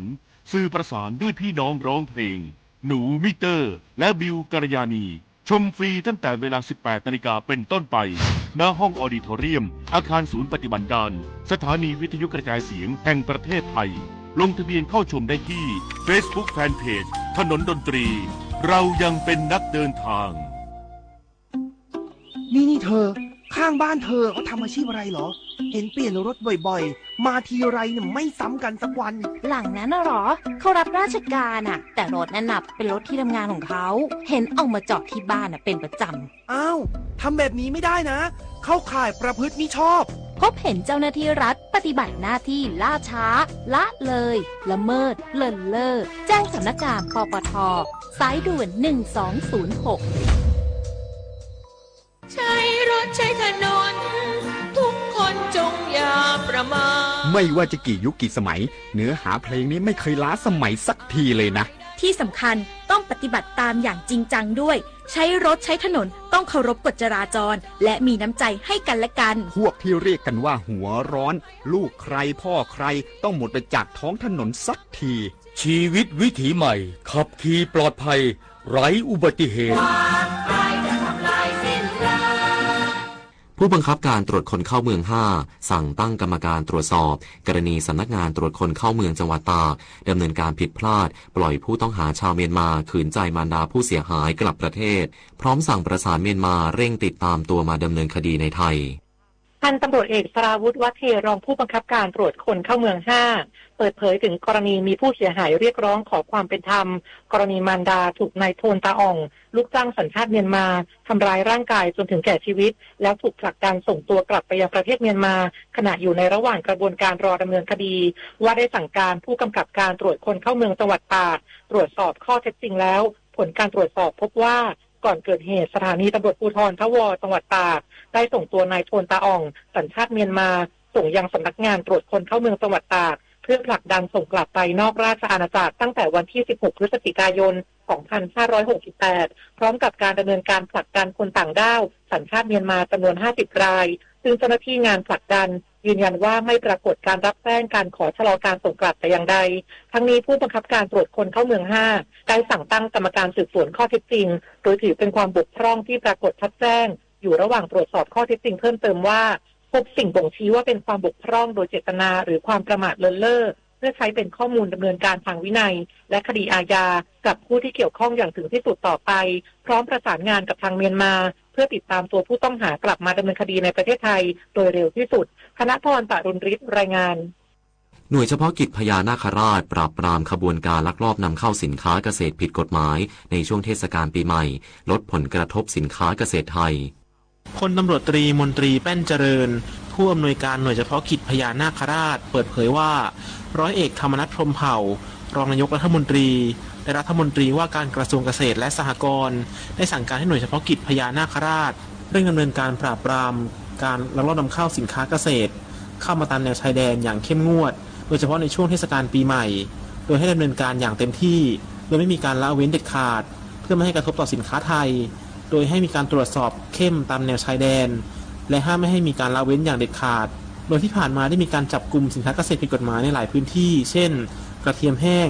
กุ้งเนื้อหมูยางพาราพร้อมย้ำว่าจะใช้กฎหมายที่มีอยู่ดำเนินการเอาผิดผู้ที่ฝ่าฝืนหากพบข้าราชการมีส่วนเกี่ยวข้องจะดำเนินการขั้นเด็ดขาดทันทีชวนันท์มาลีรายงานจังหวัดเชียงใหม่จัดกิจกรรมเสริมสร้างความรู้ความเข้าใจที่ถูกต้องเกี่ยวกับการเลือกตั้งเชิงสมานฉันท์ในการเลือกตั้งสมาชิกสภาผู้แทนราษฎรเป็นการเลือกตั้งทั่วไปปี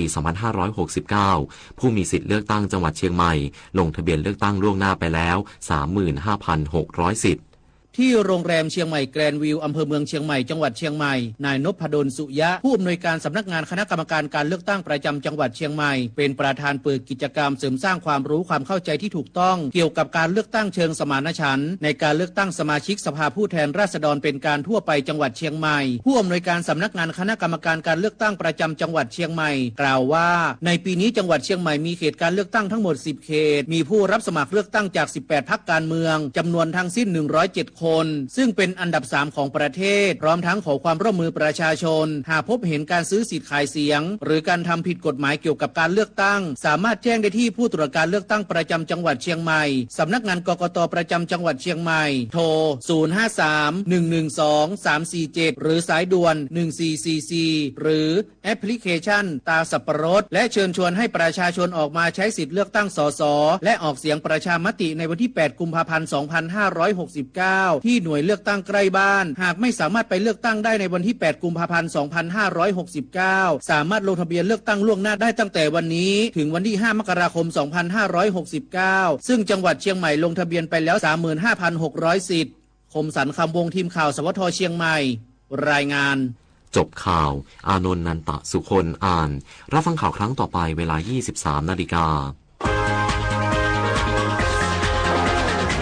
ติดตามข่าวที่นำเสนอไปแล้วได้ที่ www.thainews.prd.go.th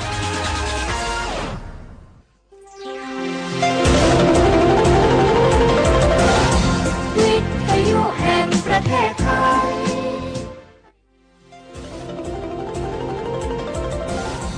วิทยุแห่งประเทศไทยให้ความรู้คู่ความสุข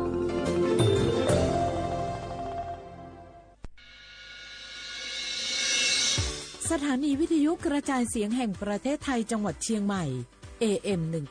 1476 กิโลเฮิรตซ์สถานีวิทยุภาคภาษาชาติพันธุ์แห่งเดียวในประเทศไทยที่มีความทันสมัยเชื่อถือได้สร้างอัตลักษณ์กลุ่มชาติพันธุ์สู่สากล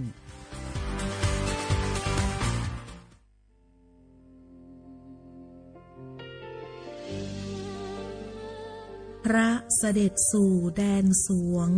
ไทยทั้งปวงน้อมสำนึกในพระมหากรุณาธิคุณตราบนิรันดร์ข้าพระพุทธเจ้าข้าราชการและเจ้าหน้าที่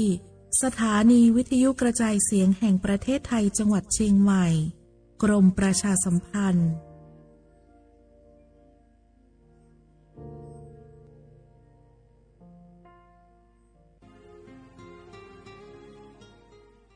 This is a moment of profound grief for the Kingdom of Thailand. The collective voices of Radio Thailand Chiang Mai, join the Thai nation in mourning the passing of our beloved Queen Martha, Her Majesty Queen Sirikit. Her life was a testament to the unwavering service, grace, and deep love for the Thai people. Our humble condolences and thoughts are with His Majesty the King, the royal family, and all the Thai people during this deeply sorrowful time. We will remember her forever.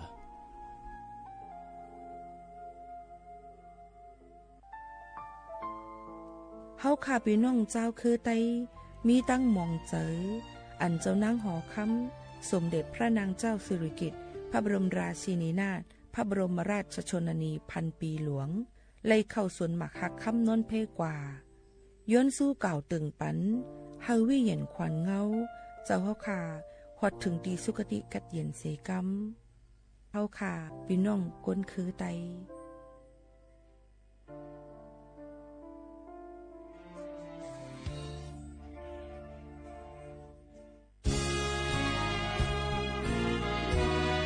พระบารมีปกเกล้าเพื่อปวงชนชาวไทยจากพระราชกรณียกิจนานับประการที่พระบาทสมเด็จพระเจ้าอยู่หัวและพระบรมวงศานุวงศ์ทรงทุ่มเทพระวรกายทรงงานอย่างไม่เหน็ดเหนื่อยเพื่อประโยชน์สุขของประสบนิกรจากโครงการหลวงสู่การพัฒนาแหล่งน้ำส่งเสริมการศึกษาและด้านสาธารณสุขที่มุ่งเน้นการพึ่งพาตนเองและการพัฒนาอย่างยั่งยืนทุกย่างพระบาทคือการทรงงานทุกพระราชดำริคือพลังแห่งการพัฒนาเพราะประชาชน คือหัวใจของแผ่นดินร่วมเสริมสร้างความรักในสถาบันหลักของชาติโดยสำนักงานประชาสัมพันธ์ที่ 3 กรมประชาสัมพันธ์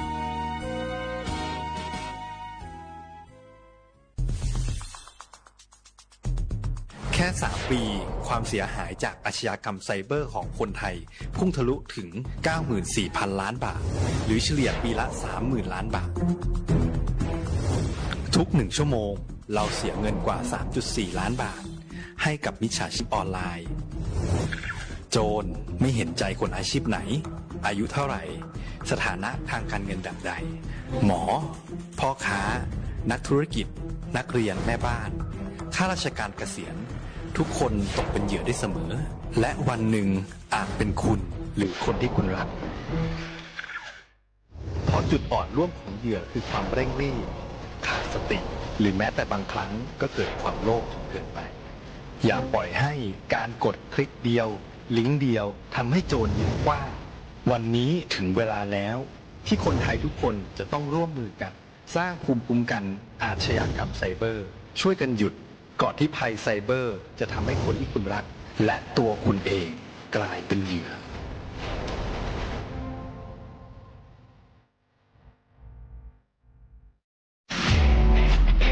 นายกย้ำให้ประชาชนยึดหลักไม่เชื่อไม่รีบไม่โอนป้องกันสแกมเมอร์ขอให้ความมั่นใจนะครับว่ารัฐบาลจะให้ความคุ้มครองผู้แจ้งเบาะแสอย่างเต็มที่และอยากจะขอย้ำอีกครั้งหนึ่งว่าให้แจ้งในช่องทางที่มีอำนาจหน้าที่โดยไม่รอช้าเพื่อให้เจ้าหน้าที่ได้ดำเนินการได้อย่างทันท่วงทีและถูกต้องตามกฎหมายขอให้พี่น้องประชาชนได้ยึดหลักเพียง3 ข้อก็คือไม่เชื่อไม่รีบและไม่โอนซึ่งจะช่วยให้เรามีสติพิจารณาอย่างรอบคอบและจะป้องกันการถูกล่อลวงได้รวมพลังคนไทยต้านภัยสแกมเมอร์นายอนุทินชาญวีรกูลนายกรัฐมนตรี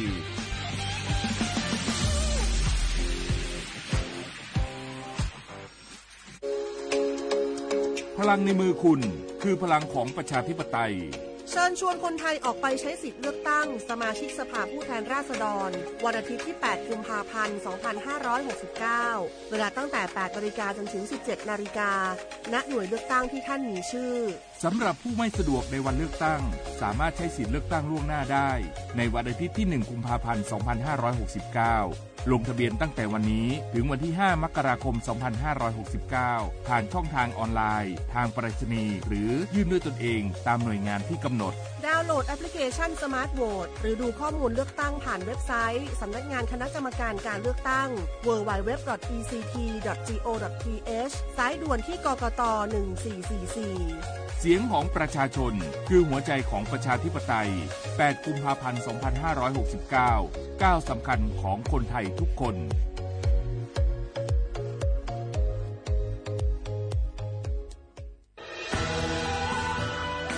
จากศาลากลางจังหวัดน่านหลังเก่าพัฒนาสู่การเป็นศูนย์การเรียนรู้นันทศิษย์ป่าคารโดยมูลนิธิรักป่าน่านนับเป็นพระมหากรุณาธิคุณที่สมเด็จพระกนิษฐาธิราชเจ้ากรมสมเด็จพระเทพรัตนราชสุดาสยามบรมราชกุมารีได้พระราชทานนามนันทศิษย์ป่าคารอันหมายถึงอาคารแห่งความรู้ทุกแขนงของจังหวัดน่าน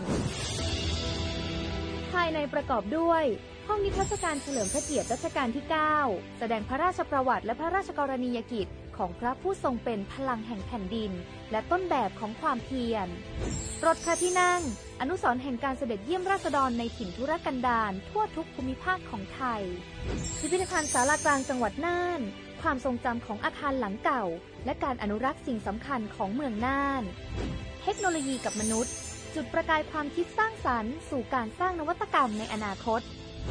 น่านซิมูเลชันแนวทางจัดการขยะที่ยั่งยืนเพื่อตระหนักถึงผลกระทบต่อสังคมเศรษฐกิจและสิ่งแวดล้อมห้องสมบัติน่านย้อนรอยสู่อดีตและความรุ่งเรืองของนครน่านผ่านเงินตราเครื่องเงินและผ้าทอง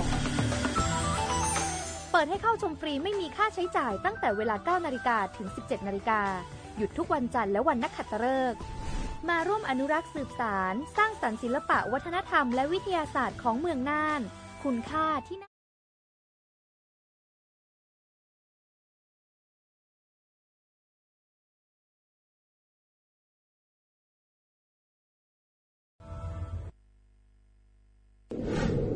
ช่วงนี้หลายพื้นที่ของประเทศไทยอากาศหนาวเย็นอย่างต่อเนื่องโดยเฉพาะยอดดอยและยอดภูประชาชนอาจเสี่ยงต่อโรคและภัยสุขภาพจากอากาศหนาวได้ขอให้ทุกคนเฝ้าระวังโรคที่พบบ่อยในฤดูหนาวได้แก่ไข้หวัดใหญ่ปอดอักเสบโรคอุจจาระร่วงโรคหัดโรคมือเท้าปากรวมทั้งภาวะเจ็บป่วยหรือเสียชีวิตจากอากาศหนาวโดยไม่ทราบสาเหตุโดยเฉพาะผู้ที่ไม่สวมใส่เสื้อผ้ากันหนาวหรือผู้ที่ดื่มสุราเป็นประจำป้องกันง่ายๆเริ่มที่ตัวเราดูแลสุขภาพให้แข็งแรงออกกำลังกายสม่ำเสมอรับประทานอาหารปรุงสุกดื่มน้ำสะอาดล้างมือบ่อยๆไม่ใช้ของส่วนตัวร่วมกับผู้อื่นและหากมีอาการไอจามอย่าลืมสวมหน้ากากอนามัยทุกครั้งขณะอยู่ในที่แออัดที่สำคัญควรรักษาความอบอุ่นเตรียมเสื้อผ้ากันหนาวให้เพียงพองดดื่มเครื่องดื่มแอลกอฮอล์เพื่อความปลอดภัยในช่วงอากาศหนาวนี้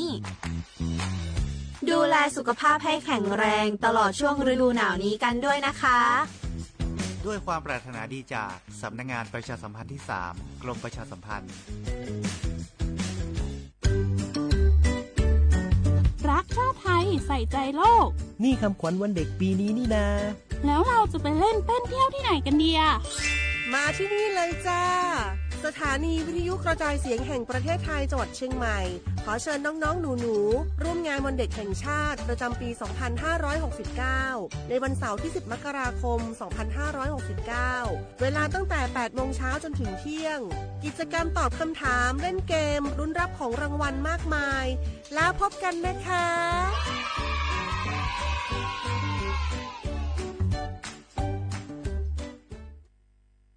นี่รู้กันไหมสิทธิบัตรทองหรือบัตร30 บาทเป็นสิทธิหลักประกันสุขภาพตามกฎหมายที่ช่วยคุ้มครองคนไทยทุกคนให้เข้าถึงบริการสุขภาพที่จำเป็นโดยไม่ต้องเสียค่าใช้จ่ายเลยนะครอบคลุมทั้งการรักษาพยาบาลการป้องกันโรคการฟื้นฟูสมรรถภาพทางการแพทย์เรียกว่าช่วยให้คนไทยอุ่นใจกันเลยทีเดียวสอบถามเพิ่มเติมสายด่วนสปสช1330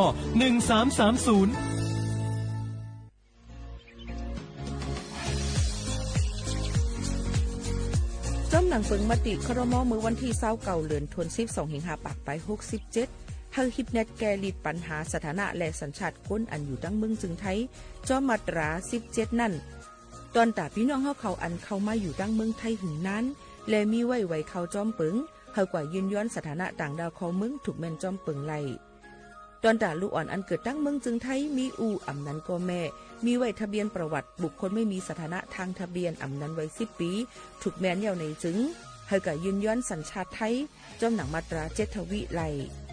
พออยู่ตั้งกรุงเทพมหานครกว่ายืนไลตีสำนักบริหารการทะเบียนกรมการปกครองพออยู่ตั้งต่าง7วันในจึงกว่ายืนไลจอมหนังวัดไว้อันเปิ้นออกปันเฮาคานั่นเข้าย้ำเหตุการณ์จอมหนังลงปองจึงต่อพอถึงวันที่29เดือน6/25ปากไป69ค่ะ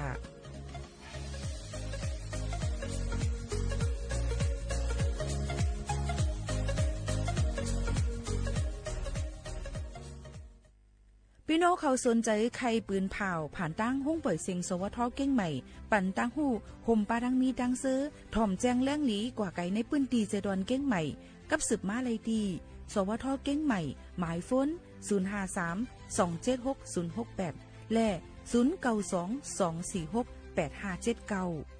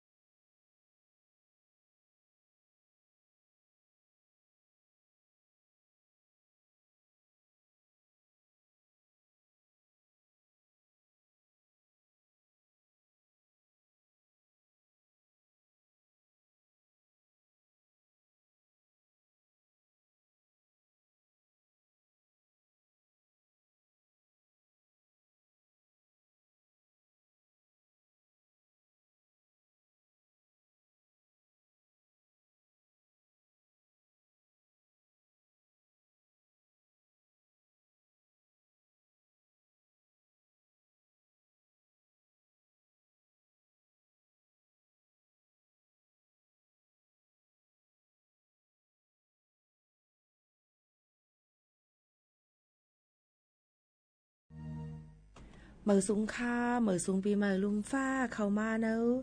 วันเสาร์ที่3เลินทน1 2เหงปลาย26ค่ะอยู่เป็นอ้อยก็อ้อยเซปอแม่พี่น้องเขาที่ดังหุ้งปล่อยสิงสวทเก้งใหม่ AM 1476กิโลเฮิรตซ์ค่ะตอนด่านในวันเมื่อใดก็เป็นมาเลินกำมุนเนี่ยค่ะฮบทบจอมปอแม่พี่น้องเขาสิในตอนการเฮาค่ะเข้ายาม 10 โมงถึง 11 โมงในนะคะย้อนเฮาพ่อแม่พี่น้องเขาโตเจอเฮากัดเย็นเสื้อสามีมังกรากันกูก็กูกุนตั้งหมดตั้งเสียงในฝากตอนสู้ถึงพ่อแม่พี่น้องเขาอยู่ค่ะพี่น้องเขาก็แอลเลกันมาดีเลยกันพองค่ะพี่น้องเขากำนันแลเขาค่ะคัดเจอเอามาฝากตอนสู้ถึงพ่อแม่พี่น้องเขาหนังหือบ่ดีและอยู่เป็นอ้อยก็อ้อยเซจอมกันในนั่นค่ะออกมาไม่ปีน้องเขาค่ะก็อยู่เป็นอ้อยก็อ้อยเซจอมกันเย้านี่ค่ะเนาะหลายตีหลายตั้งในนั่นค่ะพี่น้องเขาค่ะก็ตีฮบทบเนี่ยลองหลุดกาขึ้นคอนน้ำในนั่นค่ะออกเปิ้นเดออนกันต่างตีซีแลนออนกันมาแอลแลนะคะเฮาก็กว่าแหละที่เปิ้นก็มาเลที่เฮาจึงซึ่งดังไหนค่ะออกมาไม่ปีน้องเขาค่ะอันนี้ก็เอามาฝากตวนจู้ถึงปอแม่ปีน้องเขาให้แรงยินถ่อมจ้อมกันอองตีในโจกาส่งสั่งปีเก่าฮับตวนปีใหม่ลุมฟ้าในข้าวตั้ง7วันอันตรายในค่ะในวันที่3ในปนมาในค่ะเนาะมีไว้อยู่ลองเพกึ่งกลางอยู่3ปาก26ปอกหมัดเจ็บ3ปากไป17ลู่เซงกว่า54ก็กำในค่ะเอาพี่น้องเขาต่อถึงวันที่1มานั่นในค่ะเนาะซึ่งนั้นค่ะก็เปิ้นในกำนำก็ยังตึกติเป็นเมายอหอลุฮอกาฮอกาพายกันอยู่กำนำก็ได้เป็นซึ่งหนังในฮอกาพายก็เมายอหอลุฮอกาตั้งนำตั้งหลายในนั่นค่ะอ๋อบ่แม่ปีน้องเขาค่ะโยก็ลงตั้งซึ่งหนังในนั่นในค่ะกรุงเทพและกรุงเทพในค่ะก็ได้เป็นเพอุปัตนำตื้อหรือเสเปิ้นจึงหือก็ลีค่ะหลายตีหลายตั้งนั่นเฮาค่ะก็ถูกลีเลยไว้ฟังกันในนั่นค่ะเมื่อตั้งภูเก็ตในค่ะเป็นเพอยู่16ปอกหมัดเจี๊ยบอยู่18ก็นะคะลู่ตายกว่าเย้าในค่ะเนาะตั้งกรุงเทพว่าในเจิมเจ้าใน7ก็เจิมเจ้าหนังในค่ะลงตั้งเจ้าในก็เอามาฝากฟังไว้ปันพี่น้องเขาดีกว่าอะไรไปอะไรก็ยังถึงเป็นลอง7วันลองเบิ่นรู้รวมด้วยถึงจอมเซียนตาสายตั้งกันอยู่เมาเย้าอยากไปฮอรถฮอกากว่าที่เราตั้งไหลแล้วแต่เลยมีคนอันฮอกา1ก็นั่นขนาดเนาะป้อมนั้นก็หลุดกินถึงตีนั่นก็นอนตีนั่นตีเลยสิเปิ้นในนั้นค่ะเปิ้นก็เตกดแจดกดทัดด้วยในค่ะเตเอาวันที่30เดือน12ปีกายปนมาต่อถึงวันที่5เนี่ยค่ะต่อถึงวันที่5เดือน1เนี่ยค่ะ7วันเนี่ยค่ะอ๋อพี่น้องเขาก็รู้เลยฟังกันไว้จอมเนี่ยค่ะลูกหลานพี่น้องเขาดีกว่าเอลเลตีแล้วเนี่ยก็ถามด้วยเขาว่าป้อมเมาอย่าไปฮอรถฮอกามาหน้ามีหลานนำเปิ้นกด7นำเจิมเจิงหนังไหนค่ะก็ดิฉันว่าขับใหญ่ลงกว่าสิ่งเนี่ยค่ะโยก็ที่เป็นโจกาเปิ้นได้ปอกมือขึ้นอองตีเหตุการณ์เพิ่มมันก็กว่าเอลเลมาเย้าได้ปอกมาขึ้นตีเฮิรนเจิมเจิงหนังไหนรถกาก็ตีน้ำมีใจก็ใจเย็นฮอกาเลยลองตั้งเฮาเป็นลองรถเพยอก็เฮ็ดจอมหนังปักเปิงใหม่มีจอมเส้นตาสายตั้งจอมเตลีเลเซเปิ้นในค่ะมื้อวานนั้นนี่หมู่ขานนก็ลูกตั้ง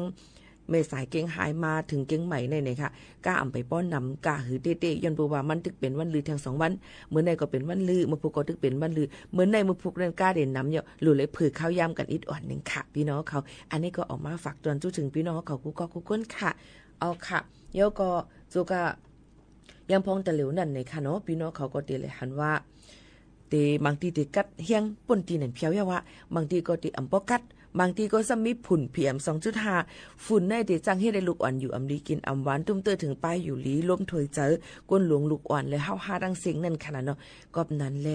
เปิ้นอำปันเผาไม่ตอกกุยเยอยุกยักในนั่นค่ะพี่น้องเขาโซกาตาเหลวในต่อถึงวันที่31เดือน5 2เฮงปลาย26ในค่ะเนาะในเข้าตั้ง4-5เดือนเนี่ยเงื่งแวอย่าไปเผาป้อเผาอย่าจังเฮ็ดพิษปักเปิงหมายมีป้อเจ้าหน้าที่เปิ้นหันเปิ้นได้ย่ามมือตามเงินยก็ดุกคอกอำนั้นก็ตั้ง2อันในค่ะฝากฟังไว้ปันพี่น้องเขาตอนเจ้าให้เจ้าสวนเขานั่นเนี่ยก็ถูกรีเลย์เอาดีเลยว่าเหรอไม่ตอกอันเท่าคันอยู่ในสวนใน เฮเขาคันนั้นเนี่ยเอามากวางกันไว้เฮ็ดเป็นฝุ่นสภาวะก็ตีตื้อเข้มลีเนี่ยค่ะอำนั้นก็พบว่าลูกเผาในละโหลกับสืบกว่าที่ไผ่ปลงวาน5องที่อบตอันที่เปิ้นดูล้อมถึงในหมู่ในวันเฮาคันนั้นเปิ้นก็ติปันข้าวย่ำวันเฮาขามาจังหนังนั้นค่ะเนาะว่าเฮาขาถูกเลยเฮ็ดจังหือลีเนี่ยนั่นค่ะเปิ้นก็ติย่อนยันปันพี่น้องเขาอำนั้นก็กับสืบกว่าที่แอปพลิเคชันไฟดีเนี่ยก็ไล่เหมือนกันในนั้นค่ะก้วยการลอกไล่เจอในปลัดก็จังในพี่น้องเขาก็ติอำสนใจกำนำก้นเฮ็ดให้เฮ็ดสวนเปิ้นก็เตรียมสนใจมาตัวจังไหนกำนำก็ติเฮ็ดจำหนังสมาชิว่าเปิ้นมีนั่นก้วยในค่ะก้วยการซึ่งหือกอลีค่ะโลเลยฟังไว้ค่ะอ๋อโกจังพิษปักเบิ่งหมายมีลองเผาไม่ดอกเลยใจถึงใจขิงใจข้าวมันในจึงหนังในค่ะพี่น้องเขานี่ก็ฝากไว้ปันปอแม่ปีน้องๆเขาจึงหนังในค่ะอ้อทอมด้วยข่าวเงาต่างตีสีแลนกันอีกอ่อนนึงค่ะที่เว้งน้ำตึกเจตอนโหปังเมืองใต้ปอดห่วงค่ะอ้ออันป้าในนาลินพ่องำตับซึกว่าUWSA เขานั้นมีก้นตกคำคอกอยู่8ก้อเอาจึกมัดก้นไปยาม2ก้อเสยาขอกเลียนปลาย8ในค่ะก้นในพื้นที่ลาติข่าว WSP เขาไว้ว่าลองตั้งอันในตึกเป็นกว่าในวันที่2เดือนธันวาคม2เฮงปลาย26นั่นก้นตกคอก8ก้อนั่นเอาจึกมัดบริหาร2ก้ออันเปยามเอาลองหบรวมนั่นเสหิมเอากอง2เล่าเลียนไปกว่าปริว่าก้อ1แต่ก็ลูกเสียงอสักสายใจกว่า8ในค่ะเกี่ยวเลยลองในเสภูมิปืนพรไผ่ปองข่าวเจตอนโหปังก็ลาดว่าเขาเอาตื้อตั้งพองตื้อเฮ็ดปังกุ้มโหคุปีเสเลียนไปกว่าก้วยย่ำเหลียวตึกจอมหาเขาอยู่ตั้งเสียงมีอยู่8ก็ย่ำเหลียวเจ้าหน้าที่เขามีความสั่งไว้ว่าไหวหลังกลางคำก็มองเตะอำไลออกนอกขึ้นเป็นปุ่นด่าลองห่มลมก้นมึงในค่ะตีเว้งนำตึกในเมื่อเลือนทน11ป่นมานั่นก็ไผ่ทับซึกว่าเขาปั่นต่ำตายถึงก้นเมืองตั้งพิษอันเอาเปิ้นตายในค่ะเจ้าเกากลางก้อนหนึ่งนั่นอันคุดหูเสหลักคำเปิ้นซ้ำย่าต่ำตัวขอก15ปีในเดือนธันวาคม12ป่นมาวันที่27ก็ปันต่ำตายถึงใจก็1อายุ24ปีอันมีตั้งผิดกว่าจึงหนังนั้นค่ะอันนี้ก็เป็นข่าวเงาเที่ยงหรือเลยฟังกันไว้นั่นค่ะน้องพี่น้องเขาค่ะมาฝากฟังไว้ปันปอไม่ปีน้องๆเขากูก็กูก้นซึ่งหนังไหนค่ะอ๋อพี่น้องเขาค่ะโยก็ยังพองแต่เหลียวในนี่ค่ะเนาะลีโกเนี่ยลองไฟใหม่ในค่ะเนาะไฟใหม่ป่าเถินไฟใหม่เฮิรนไฟใหม่อองตีละเสียมว่าลองไฟในเนี่ยค่ะมันมีพรหลีต่อเขาก็มีพรหายตอนตาเฮาเหมือนกันเนี่ยค่ะตีเว้งเนี่ยค่ะปางมักหน้าปิ้นแม่นาค่ะนี่ปีดอนั่นเป็นลองไฟใหม่เนี่ยค่ะในคำขึ้นหับปีใหม่2เฮงปลาย26แลหลังเฮิรน60ปลายเลยลู่ซุ่มกว่าในไฟก้นเฮิรนหมอก3ปาก70ก้อนั่นเลยห้ามเฮิรนดีกว่าเนี่ยค่ะตับแขหมดไฟเมียนมาเตรียมต่างไว้มื้อค่ำวันที่31เดือนธันวาคม2เฮงปลาย25ย่ำกลางคำหมอก7โมงเป็นลองไฟใหม่ตีในปอกยันไหน2นาลิน16ในแลไลปลาดังโนดแขไผ่หลายลำเสียอ่อนกันกว่าฮดนำให้หมดไผ่8ถึงมาย่ำกลางคำ8โมงจังเต็มหมดเย็นกว่าในค่ะ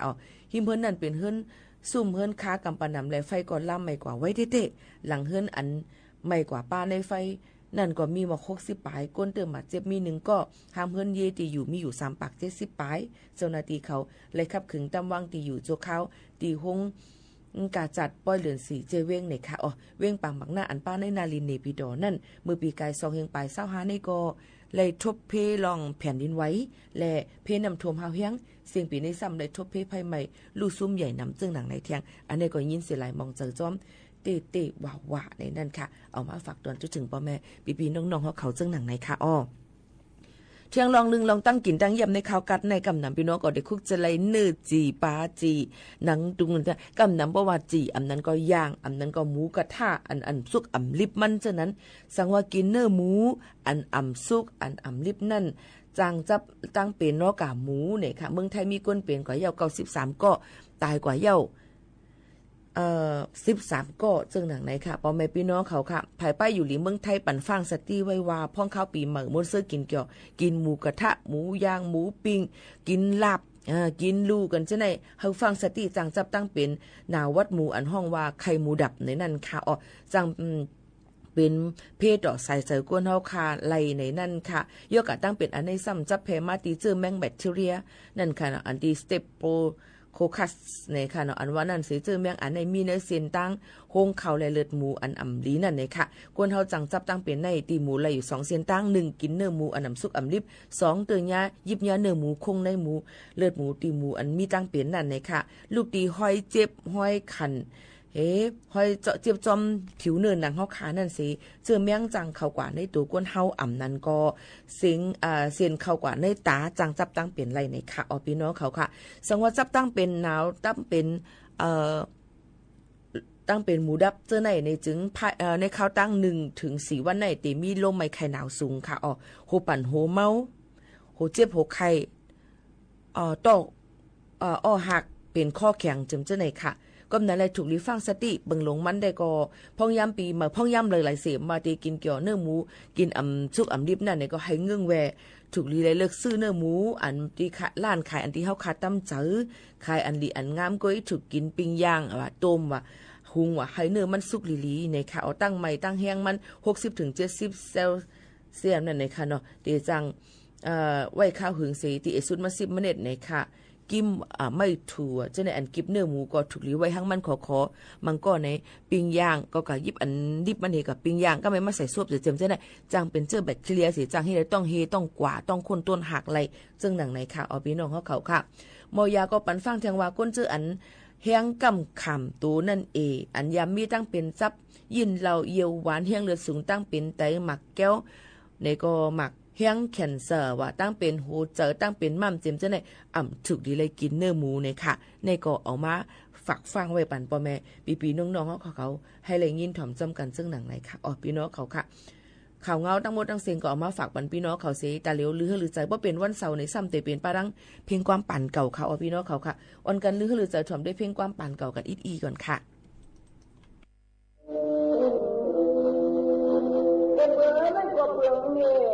ลวงอะไรเห็นเกี่ยวผู้ใด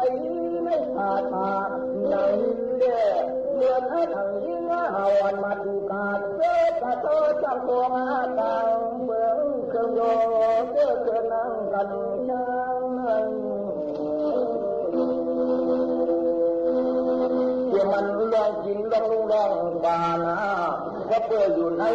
พุทธาปาทานกันในยอดการลาง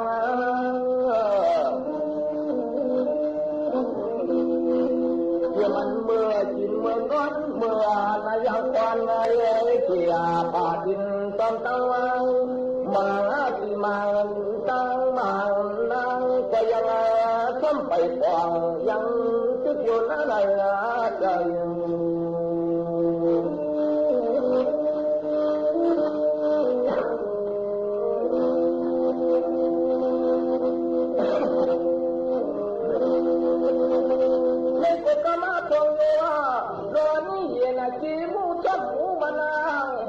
ลงหลายนั่ง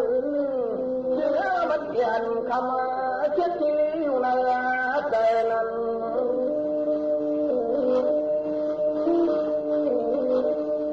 อันโยก็เปลี่ยนมาถูกกับยิ่งอยู่ตะลุมาพาพิวลุกเลยในมานนาที่ไหนเห็นที่มุขนาคาวนานายิ่งว่าไปก็ยิ่งมาดองเย้ากางว่าเปลี่ยนนะลุงก็ตายนั่น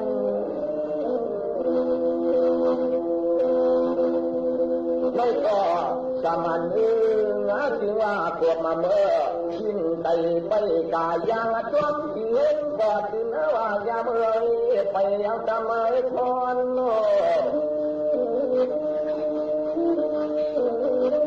นั่นก็โลในเจอินเดรสมาธิอันโยมาดูกานังในนาจึงว่าเรียนสมอกมความยามเมื่อควรนำ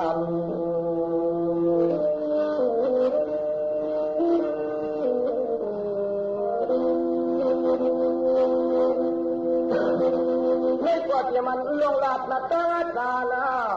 นังเห็นเตียงผ่าตาไตในโลกาลปอยยาเตียมันสวะลำนานยิ่งว่าได้หมอเพื่องเจ้าเพื่องขานวาลูกตังหายไหลมาไหลฟัง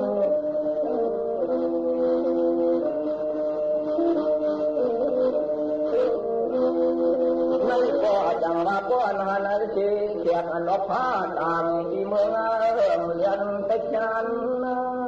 ก็ เปลี่ยนโยยาดาที่เงินไปไปนั่งกันในเที่ยวคืนเงินมายาเมื่อมันดีกว่านาเท่านาดับ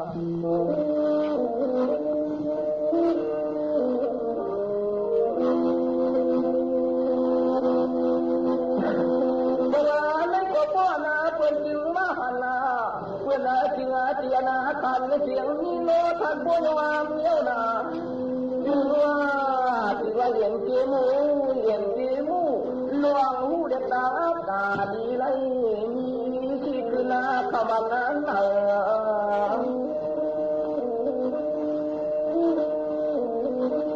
ไม่ก็ปวดมาเปิดที่นาไปตามเห็นเสียนถิ่นวางจามเที่ยวอานุทานาหนวนาเปิดเล็กนางเลือลุกในยาวนั้น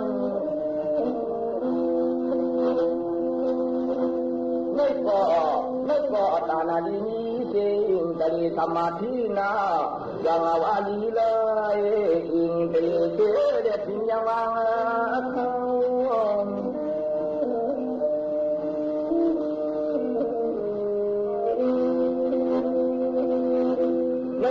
จังว่าก็มาก็ในนาก็เจไว้เจอยู่ป่าวันนาตายอาหารจริงอากัวตัวเจจริงว่าก่อนนี้เจอิงกระดิ่งเพิ่งเงินใจว่าตัวที่ตั้ง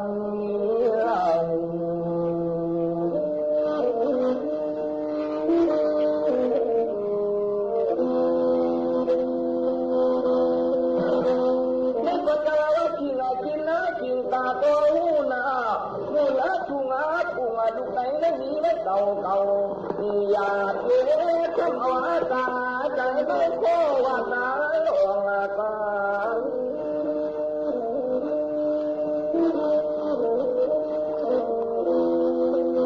ไม่กว่าดีนามีเจ็บก็ทำที่อิงเลยเชื่อเดินโน่นนั่ง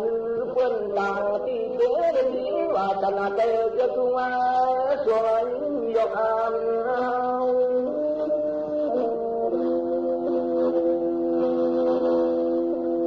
ไม่ก็จังว่าสิ่งลูกบอลรู้นาอยากเห็นตัวลงตาขันตาเห็นเสียเลยปากตาทิ้งวันเราเรื่องนางเย็นเกี่ยมุดในอยากเสียมันจำหลังเว้าก้อยได้ยังตามที่ได้สอนขึ้นนวล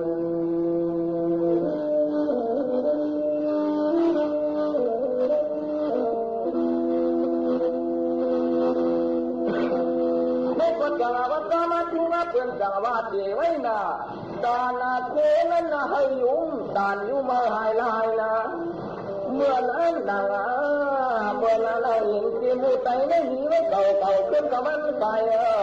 อยากเที่ยวมันนายก้อยกำมังก็ตัวอยากฝากที่สิงว่ากวนอย่างว่ามาก็มาที่มังนะอย่างว่าปกติตัวที่คืออยู่ป่าวันนาที่การวันคนบุงาชนวันออกมาก็ยังการขึ้นไว้ตาอิงตาเดียมเพื่อเดินทางเพื่อนเกี่ยวกับคนเราไว้ตามาก็ไปกลับบ้านอย่างตาเราเห็นก็เชื่อว่าต้องตื่นขอคุย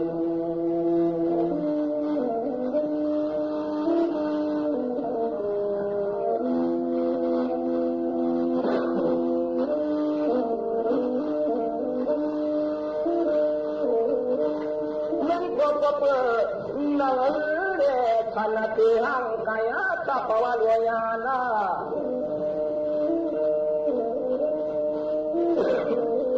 ไม่ปล่อยอย่าเบี้ยผาตาเวลาเราตาเห็นกี่มุดใดไม่นอว่าก็ยังการนิ้วเชื่อโตอย่าปนาเฮนาเปิ้นต่างที่เรียนเชื่อมือแต่กระชากมาโกก้อยกามาก็ปวดปนเด็กที่ว่ามันห่างเลี้ยง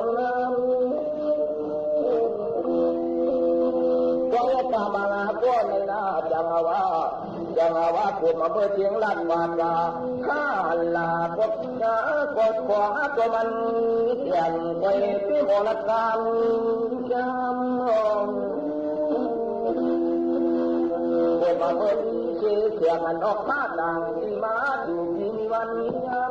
ปวดมาเมื่อก็มีลัดดาวตาประคันดันสุดน้ำยามเมื่อเลยก็ไล่กาถึงว่าคำเล็กนายน้องนาก็หมอตัวมาอัน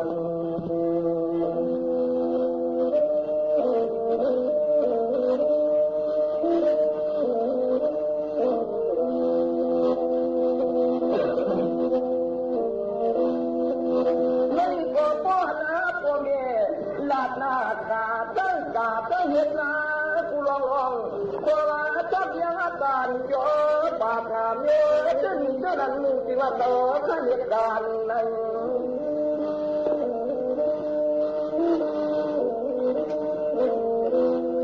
ก็เปิดในที่เอาเบื้องพิกาล้วนพุทธปาตาเย็นที่มุมตะวันนาปานคนกาถึงเราเป็นลานเยา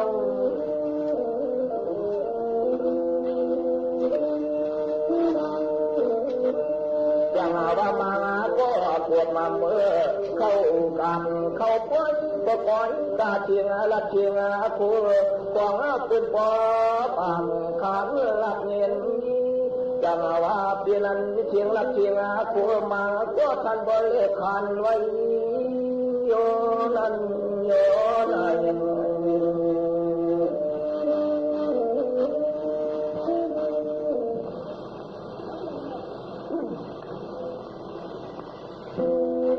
ก็จะว่าคนมาที่นาไปไปกาตาลองตาเพียงเจ้าคนน้อยเพราะมันนาไก่ตั้งรูเด็ดที่ลีไรนี้เดินเชียงตามาไปกลางวางกวนหามวนนำน้อยไม่พอปวดมาเมื่อเด็กายันยาปนาปดาเป็นคนเท่าควรเสียนำอัญญาปองก็ยังวันได้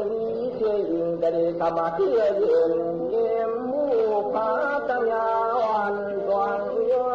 อนกันโตขน้อยวันตาตังในเหตุงานไหน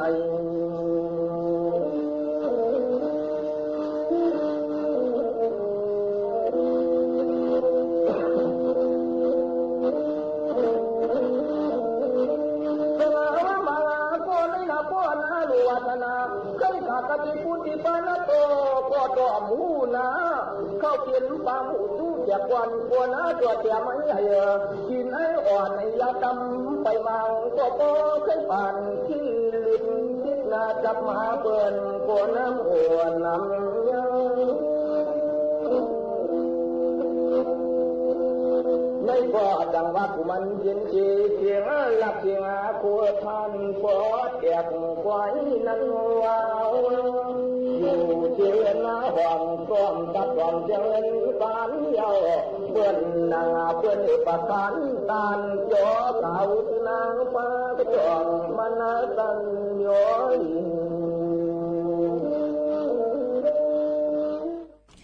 ถ่อมความตลอกว่าเนี่ยค่ะตลอหมักเป้าเนี่ยค่ะเนาะหนึ่งเพียงความในวันเสาร์ในกำนำก็จะเป็นเพียงความปานเก่าเอามาได้เป็นความลองโค้งความหยบย่อนความตลอความสองความเสริญไม่หมดเนี่ยค่ะเนาะในวันเสาร์เนี่ยค่ะเนาะฝากตัวจนถึงพี่น้องของอันทรงเกี่ยวความปานเก่าจังหนังไหนยาวในนั่นค่ะโซกาวงวางในพี่น้องเขารู้เลยรู้ลมได้ถึงป้ายอยู่ลีในลาดอยู่ตาเซในนั่นค่ะเนาะพี่น้องเขาค่ะโยก็ตอนดากูลองกูอันนั่นเนี่ยค่ะมันก็ถามว่าด้วยปีโมในหังมีตั้งซื้ออยู่ตาเซลาเนี่ยค่ะเนาะลงตั้งซื้อในเขากว่าซื้อเอาเนี่ยก็ซ้ำอำไรเด้กว่าย้อนดีเพอเนี่ยก็ซ้ำอำไรกอบนั่นแลตูเฮาใจเฮาในเอาค่ะหลูละเฮ็ดเฮามันมีตั้งซื้อน้ำเนี่ยค่ะอันอำซื้อนั่นเนี่ยพอออกมาเขาในภาวะจัดปานเฮาคันน้ำในเดจังเฮ็ดแล้วค่ะกินอำหวานนอนอำลับโหคืนโหไข่ต่อคนต้องคนต้นหักอยู่อำลีกินอำหวานเป็นตั้งเป็น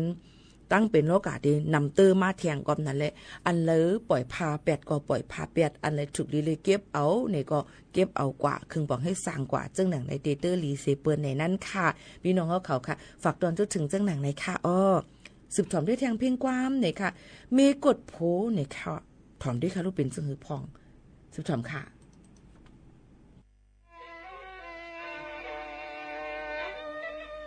สวรรค์ก็เปลี่ยนลีกองกองหน้าไงเหมือนมองคำมาก็เปิ้นเสียงโปรดชยัดแน่กวยร้องก็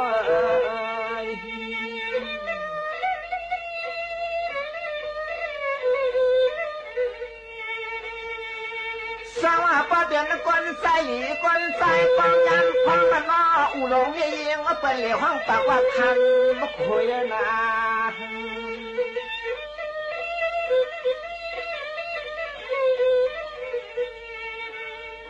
บ่ว่าไว้ละดีติเปลืองติคิดติตุ้ยเปิ้นกวยต่างเปิ้นว่าคันบ่คุย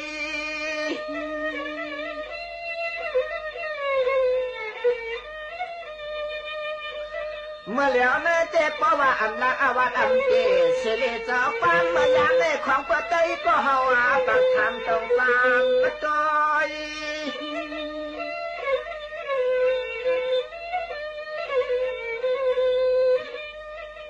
คือเมียยองจ้องลอยข้างคำมันก็ยังผ่านนี้เกิดน้อยไก่นี้เกิดน้อยไก่นาก็น่านอ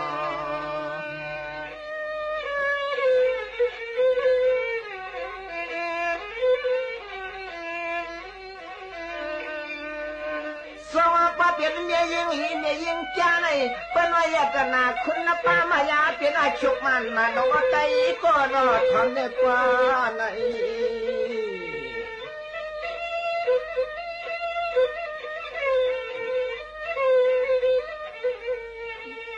อันจำหาติยามามีงานเมียยิงก็หัวเช่นแต่ละพงพังห่างปอดานเหมือนนุ่นบักลอนมาเป่ากูเรียนจานนกกอง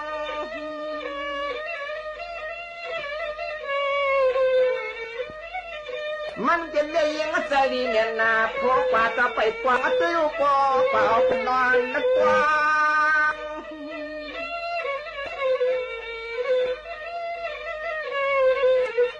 เราจะได้มีลูกเมียก่อนนะลูกเมียสิกันนะเอาเป็นมาใส่กันมอง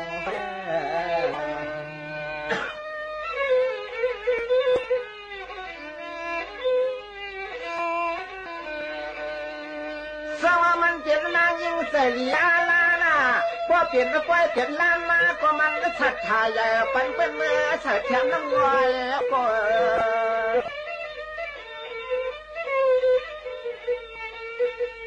ลองจังลองกลางจังมันเลยหอจังยานน้อยยานน้อย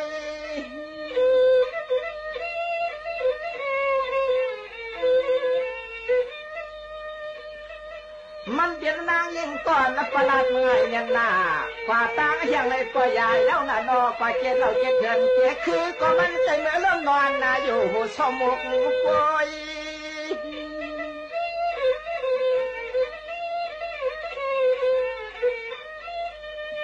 หาเจ้ของปัญญาสามยิงเจตนาชัดทายใหญ่เผยแค่ใส่ไทยมันก็คือสิบยุยทางไม่นอ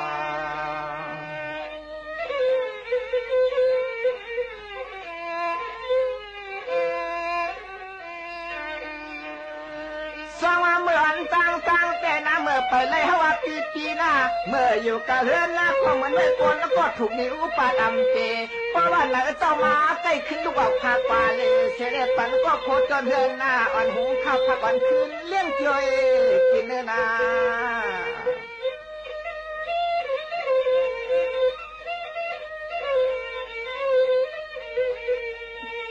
เพราะว่าเถียงเมื่อกลางคำมาซ้ำของไก่น้องน้ำนานนับยานมาเอาปอกมาในนอกว่าชนนั้นมันในกว่ามาเมื่อพองทิ้งกลางขึ้นมาเมื่อพองทิ้งกลางขึ้น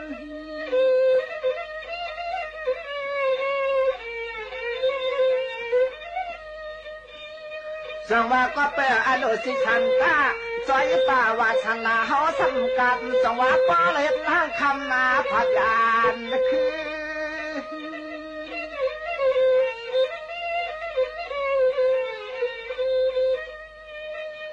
ตัวยาโลยามเมื่อไรก็เป็นพวกผังมามียิงก็หามายาลูกเลี้ยก็เอาหอมกวางนั้นมันก็อำช่อง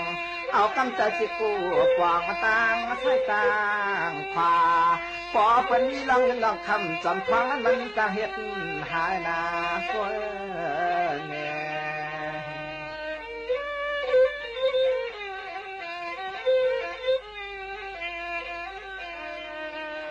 สว่างมืออ่อนต่างถ้าเอาเสียลูกนี้คำค้างเลยนะถ้าถึงกว่าตั้งขึ้นมาเลยนอขดยาลูกชายเป็นตายจองเสียในตายกับนาโค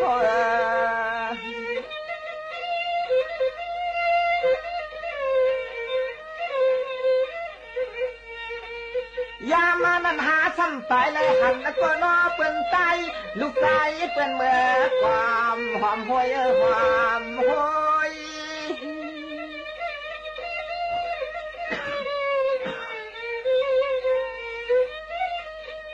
เรื่องอาจารย์เจ้าเลยนอว่าเป็นอำมามีเจ้าเก่าก็เดียวหนึ่งเป็นเลยมีเฮาหน้านอนอมีเฮาได้เป็นเลยมีดูสงสารก่อนและการนำไว้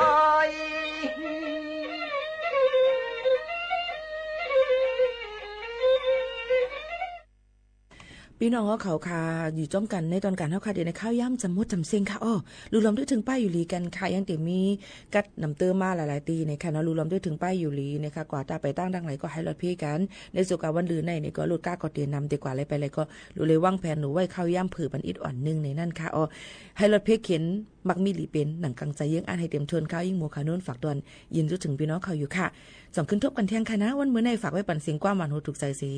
จ่องขึ้นทบกันเที่ยงค่ะม่อนๆค่ะหมายสูงค่ะยาลูกเนี่ยก็ข้างอลังสัญหาเจ้าหยาดิงเจตนาใหญ่เย่ปันเมื่อใช้ไฟเติมไฟเมื่อเนื้อของน้ำมันเมื่อนาก็เนี่ย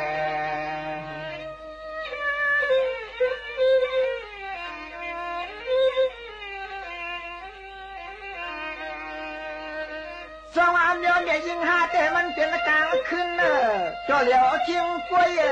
เพราะว่าตาตุยยังลีเลยเนาะอ่ำหันเป็นก้นถ่ายออกเลยเพราะเป็นนอนยาวมันใกล้กว่าเลยลอมเลี้ยนจอมมันอยู่จอมมันอยากเถื่อนจอมมันจีหลับสิ่งอันห้ามปอนำปอเจียงปอหันเนื้อนา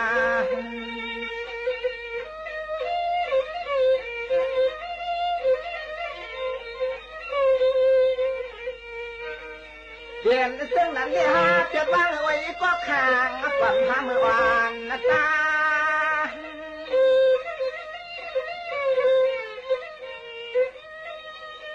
เป็นว่าอันโยมเมียยิงยกไม่หนาก็มันหนังขาดอ่ะ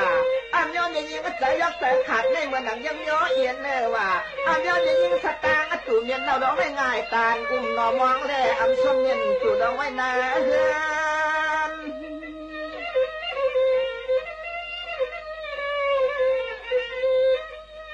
กินน้ำมาเหมือนเป็นกวนแล้วก็มองทางโยนอขวาทางอ่ำจอมองหนอควันเอามาได้หาต่ออ่ำทองมันจะขึ้นกินเจียนม่วงย่างอ่อนเจ้าไตเจ้าเนื้อนาก็นอ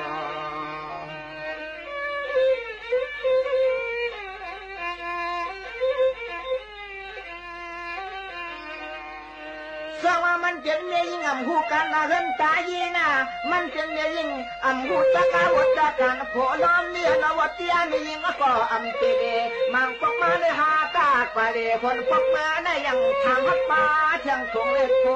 ทางลอง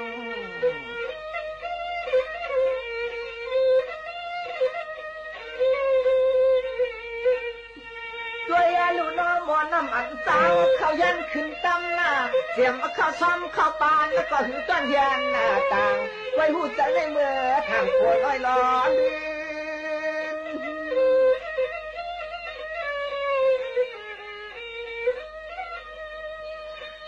เสือหนาหนูเดียลูกนี้ต้องหาเขาข้าล้างมันมันนางอีก็เป็นว่านางอ่างเป็นว่านางอ่องเป็นว่านางของเป็นผู้นางลูกเป็นชายลงอ้อเป็นต่างสี่เป็นว่านางอ่อนบอกก็เอาไปที่ความ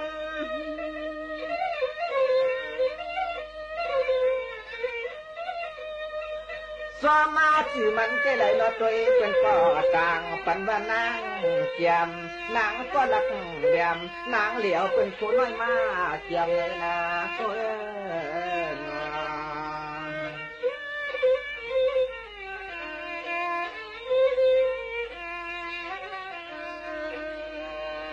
สมาเมื่อเหลียวในเต้มาหน้ากอมโชคข้อนั้นก่อมปอดทวงเหียมเลี้ยงตัวเลี้ยงในใจก่อนเฮาก็ย้อนผัดยานลอยเฮาก็ย้อนผัดยานลอย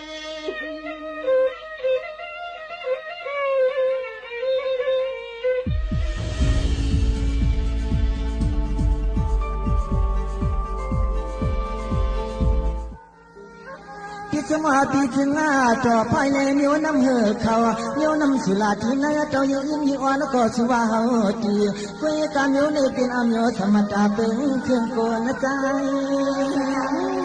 ธรรมดาเป็นเครื่องโกนใจโดยใจอยู่ทางใจคือสีในคู่มือกินก็กินมีอีกหนึ่งอ่อนคาหรือวุ่นแต่เวลาในมือทำพอเขาสวัสดีเนื้อเสียงเจ้าน้อย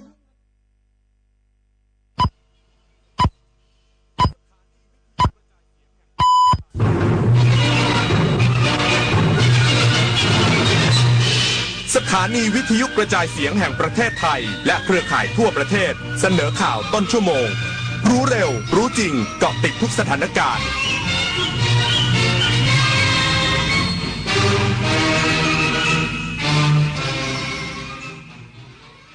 รับฟังข่าวต้นชั่วโมง 23 นาฬิกากับอานนท์ นันตะสุคนครับกรมการขนส่งทางบกประสานผู้ประกอบการจัดรถโดยสารให้เพียงพอกำชับรถโดยสารสาธารณะต้องมีสภาพมั่นคงแข็งแรงก่อนให้บริการอีกสักครู่ก็มาติดตามรายละเอียดครับเมื่อปีเก่ากำลังจะผ่านไปและปีใหม่กำลังจะเข้ามาให้ทุกความเหนื่อยล้ากลายเป็นพลังให้ทุกความหวังกลายเป็นความจริงเริ่มต้นปีใหม่ด้วยรอยยิ้มความสุขและกำลังใจดีๆจากคนรอบข้างสวัสดีปีใหม่อยากให้ปีนี้เป็นปีที่ดีที่สุดของคุณและคนที่คุณรัก23 มกราคมนี้ห้ามพลาดถนนดนตรีไลฟ์พบกับบทเพลงแห่งความรักความหวังความฝันสื่อประสานด้วยพี่น้องร้องเพลงหนูมิเตอร์และบิวกัลยาณีชมฟรีตั้งแต่เวลา 18 นาฬิกาเป็นต้นไปณห้องออดิโทเรียมอาคารศูนย์ปฏิบัติการสถานีวิทยุกระจายเสียงแห่งประเทศไทยลงทะเบียนเข้าชมได้ที่ Facebook Fanpage ถนนดนตรีเรายังเป็นนักเดินทาง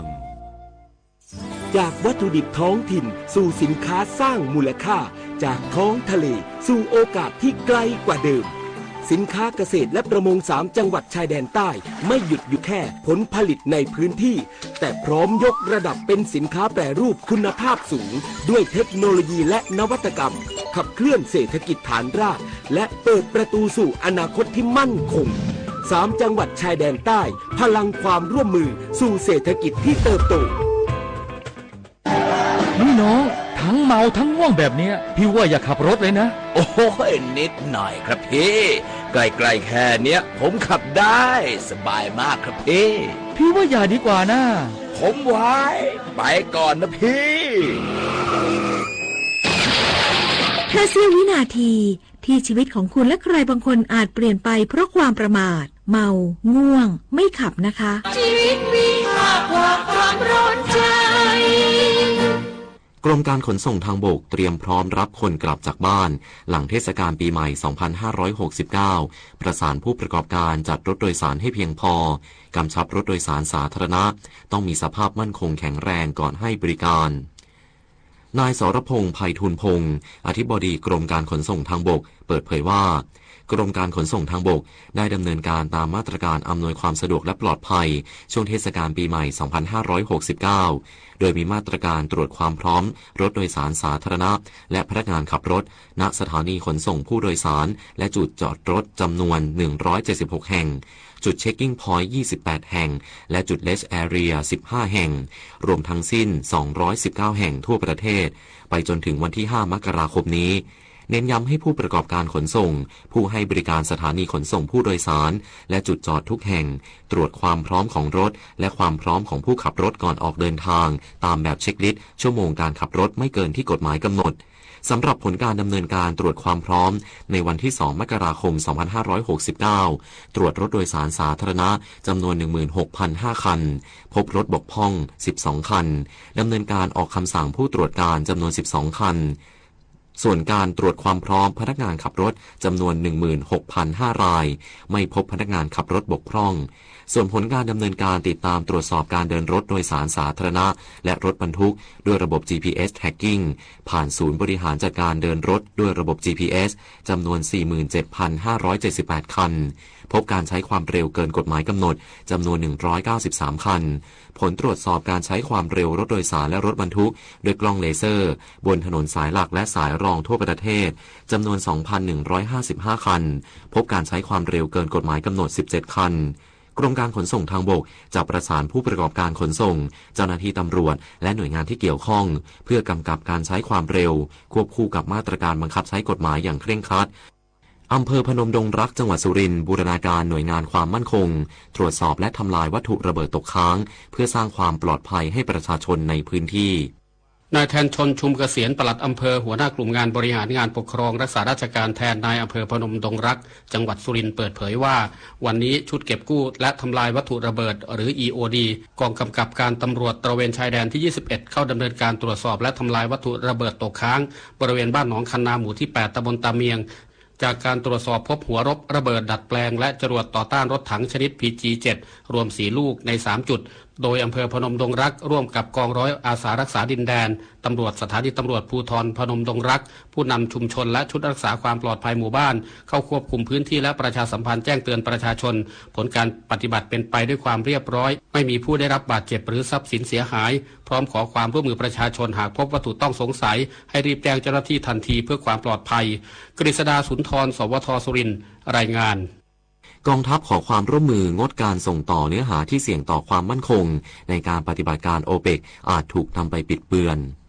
เพจกองทัพภาคที่1ประกาศแจ้งเตือนประชาชนกำลังพลรวมทั้งสื่อโซเชียลมีเดียของเพจต่างๆเกี่ยวกับการโพสต์ภาพคลิปวิดีโอ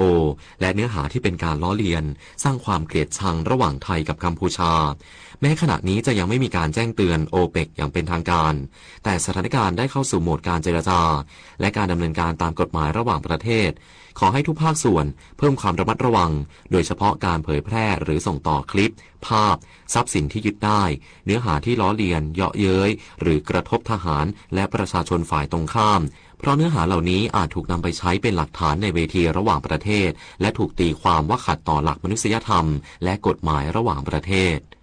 จบข่าวอานนท์นันตะสุคนอ่านรับฟังข่าวครั้งต่อไปเวลา 6 นาฬิกาติดตามข่าวที่นำเสนอไปแล้วได้ที่ www.thainews.prd.go.th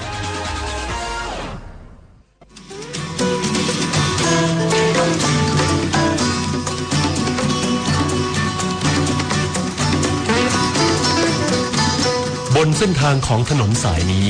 เรามีบทเพลงเพื่อชีวิตดนตรีกวีศิลปะวัฒนธรรมวรรณกรรม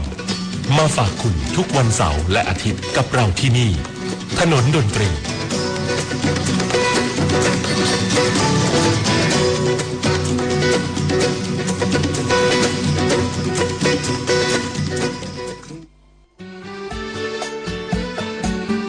คนเพื่อชีวิตใกล้ชิดกันยิ่งขึ้นมาเป็นเพื่อนกันใน LINE Open Chat ถนนดนตรีเพียงไปที่แอปพลิเคชัน LINE เลือกหน้าหลักจากนั้นเลือกตรง Open Chat โดยค้นหาคำว่าถนนดนตรี FM 92.5 MHz แล้วกดเข้าร่วมเพียงเท่านี้ท่านจะไม่พลาดข่าวสารกิจกรรมทางดนตรีกวีศิลปะและวรรณกรรมที่น่าสนใจถนนดนตรี เรายังเป็นนักเดินทาง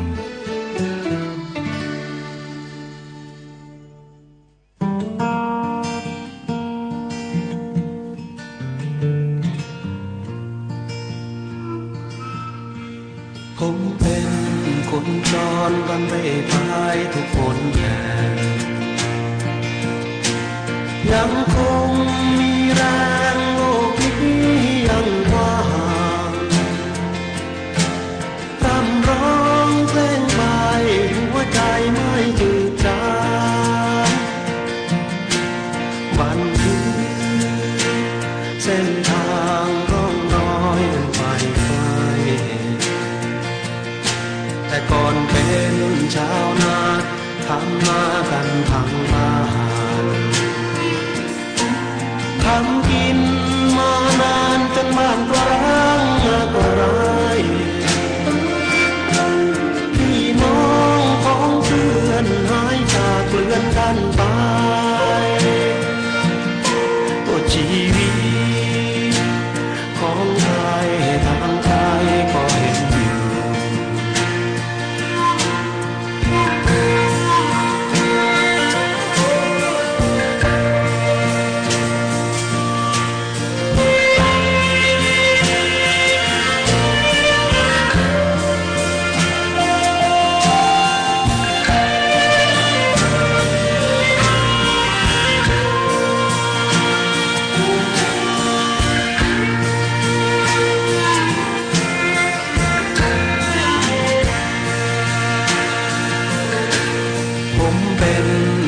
โซ่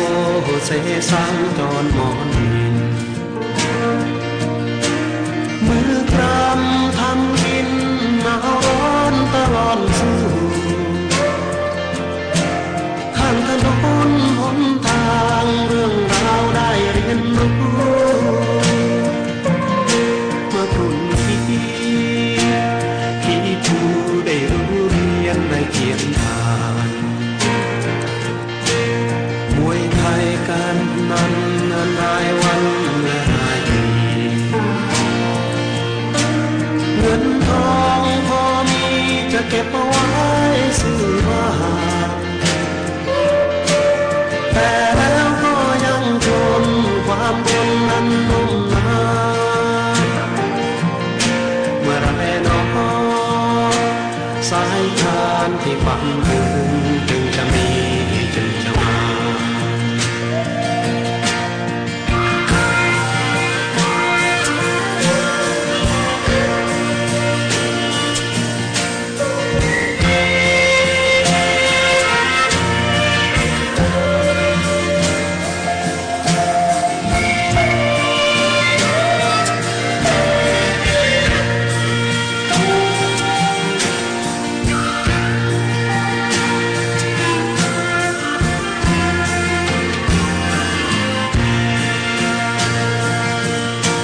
ฤดูกาลเวียนวนก็เหมือนคนที่เวียนว่ายใครเป็นใครตายย่อมจะรู้คุณค่าได้แต่ร้องเพลงเศร้าปลุกเร้าดวงวิญญาณโอ้เพื่อนเอ๋ยนี่คือเวลาแสนอุ่น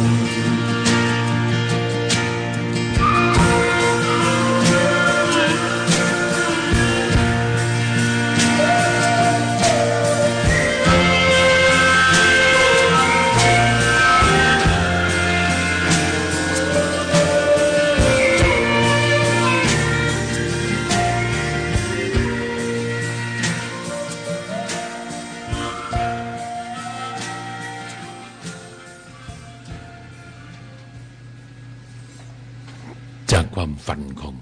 เด็กหนุ่มคนหนึ่งเมื่อ30-40 ปีที่แล้วที่นุ่งเกงขาสั้นไปชมคฤหัสถ์ในตอนเรียนวัดนวลนรดิตแล้วก็ฝันว่าอยากจะได้มีโอกาสจัดงานคอนเสิร์ตของคฤหัสถ์สักครั้งหนึ่งเนี่ยนะครับถึงแม้ว่าจะไม่ได้เคยจัดครบคฤหัสถ์ทั้ง4 คนหรือ5 คนก็ตามทีแต่ก็ อย่างน้อยก็ได้นายวงของคาราวานเนี่ยนะครับมาร่วมงานอยู่หลายต่อหลายครั้งแล้วก็หนึ่งในงานที่ได้ทำงานถนนดนตรีไลฟ์ก็รู้สึกมีความชื่นชอบหลายอย่างก็คือถึงแม้จะลำบากในการทำงานนะคือเวลาที่ทำงานกันนั้นหนาว่าไม่มีคิวไม่มีการบอกลำดับเพลงบอกเหมือนกันนะคือจะมาบอกหน้างานเนี่ยแล้วก็ทำให้ปั่นป่วนทั้งงานเหมือนกันเพราะว่าทุกคนก็รออยู่เราก็ต้องคอยรอนะว่าจะเอาเพลงอะไรหรือว่าจะเล่นเพลงลำดับยังไงซึ่งก็ต้องตามอารมณ์แล้วก็บางทีเตรียมไว้อย่างดีเลยเปลี่ยนซะอย่างนั้นดื้อๆนี่คือวิธีคนจรอย่างหนึ่งของนานะครับและเป็นความน่ารักแล้วก็ผมชอบดูคนที่มาร่วมงานของนาเนี่ยที่มากันเนี่ยคือไม่ว่าจะพี่ตวงจะมีกรคนเบื้องหลังคนทำงานแบบบางทีนะเขาไม่ได้เตรียมการเรื่องหน้าก็โทรบอกกันมาได้ก็มาไม่ได้ก็ไม่เป็นไรแล้วมาถึงก็ขึ้นเวทีกันแบบไม่ต้องมีพิธีรีตองอะไรนี่มันคือเสน่ห์ของความเป็นนักงานคารวะแล้วก็มีบรรดาคนที่รักคนที่เป็นมิตรเยอะแยะมากมายแล้วเวลาทำงานเนี่ยก็ต้องเตรียมใจเผื่อวัดใจไว้หลายๆเรื่องราวจะมาเป๊ะมาอะไรไม่มีนะสำหรับนะแล้วก็อารมณ์สุนทรีจริงๆแต่ว่าทำงานแล้วสบายใจทำงานแล้วมีความรู้สึกว่ามีความเป็นผู้ใหญ่ที่เมตตาแล้วก็ง่ายๆสบายๆขอให้อารมณ์ของคนฟังเป็นหลักแล้วก็สิ่งที่เป็นงานที่ไม่ต้องไปซีเรียสอะไรกับมันมากมายนะครับได้ก็ได้ไม่ได้ก็ไม่ได้อะไรอย่างเงี้ยนะครับแต่ที่แน่ๆก็คือรับใช้มวลชนแล้วก็ถนนดนตรีก็จะเชิญน้ามาเป็นประจำทุกปีนะครับเพราะว่าสำหรับคนมาเพื่อชีวิตแล้วคำว่าเพื่อชีวิตแล้วต้องนักงานคารวะนะครับต้องมีคารวะเป็นหลักสำหรับการทำงานของถนนดนตรีนะครับเดินทางกันในชั่วโมงสุดท้ายของถนนดนตรีผมพิญโยรุ่งสมัยและคุณอุเทนพรหมบรรจัยควบคุมเสียงคนจรที่ไม่มีใครขอแต่ผมเลือกมาฝากกันในช่วงเวลาที่เป็นช่วงของการเดินทางนะครับใครถึงไหนกันแล้วกันบ้างแล้วเดินทางถึงที่หมายปลายทางกันหมดแล้วหรือยังนะครับสำหรับการกลับมาสู่ภาคเมืองหรือจังหวัดใกล้เคียงกันนะครับเพลงที่คุณขอมาในคืนวันนี้และที่ผมได้จัดให้ด้วยนะครับทั้งทางไลน์ของถนนดนตรีและทาง0816346452นะครับ0816346452เข้าลงทะเบียนกันให้เรียบร้อยนะครับตอนนี้ยอดมาเท่าไหร่แล้วแอดมินช่างน้อย300-400หรือยังเห็นว่าล่าสุด300กว่าแล้วใช่ไหมครับก็รีบลงทะเบียนแล้วก็แคปหน้าจอไว้นะฮะเพื่อที่จะได้มายืนยันในการมา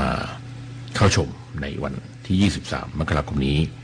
นะครับกับถนนดนตรีไลฟ์ปีที่3ในช่วงเวลาที่เราเชิญหนูมิเตอร์มาอีกครั้งหนึ่งกับบิวกัลยาณีนะครับก็ชมฟรีแล้วสถานที่เดิมครับห้องออดิทอเรียมตึกอาคารปฏิบัติการสื่อใหม่ถนนวิภาวดีรังสิตดินแดงนะครับมีเสื้อยืดของถนนดนตรี31ปีมอบให้ท่านละนะครับจำนวนครั้งละ30ตัวนะครับโดยการจับรางวัลกันนะฮะคราวนี้ก็จะจับรางวัลในรูปแบบใหม่กันนะครับก็เป็นกิจกรรมที่เราได้รับความการดูแลสนับสนุนจากทางกรมประชาสัมพันธ์นะครับทีมงานต่างๆที่เราได้ทำงานด้วยกันร่วมกันหมดทั้ง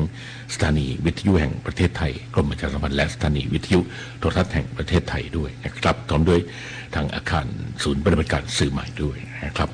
ขอบคุณผู้ฟังทุกท่านที่ได้ติดตามขึ้นมาแล้วก็ร่วมกิจกรรมกันมาในปีที่3นะครับ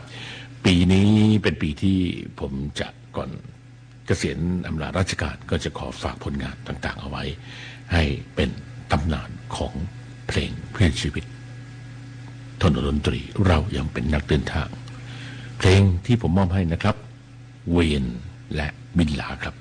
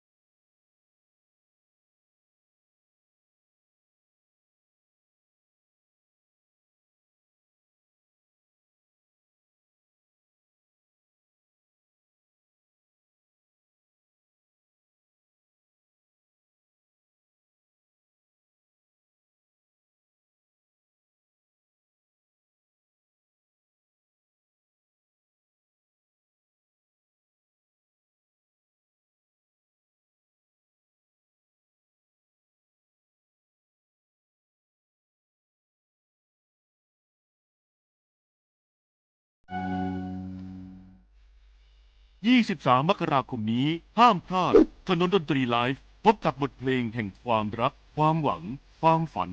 สื่อประสานด้วยพี่น้องร้องเพลงหนูมิเตอร์และบิวกัลยาณีชมฟรีตั้งแต่เวลา 18 นาฬิกาเป็นต้นไปณห้องออดิทอเรียมอาคารศูนย์ปฏิบัติการสถานีวิทยุกระจายเสียงแห่งประเทศไทยลงทะเบียนเข้าชมได้ที่ Facebook Fanpage ถนนดนตรีเรายังเป็นนักเดินทาง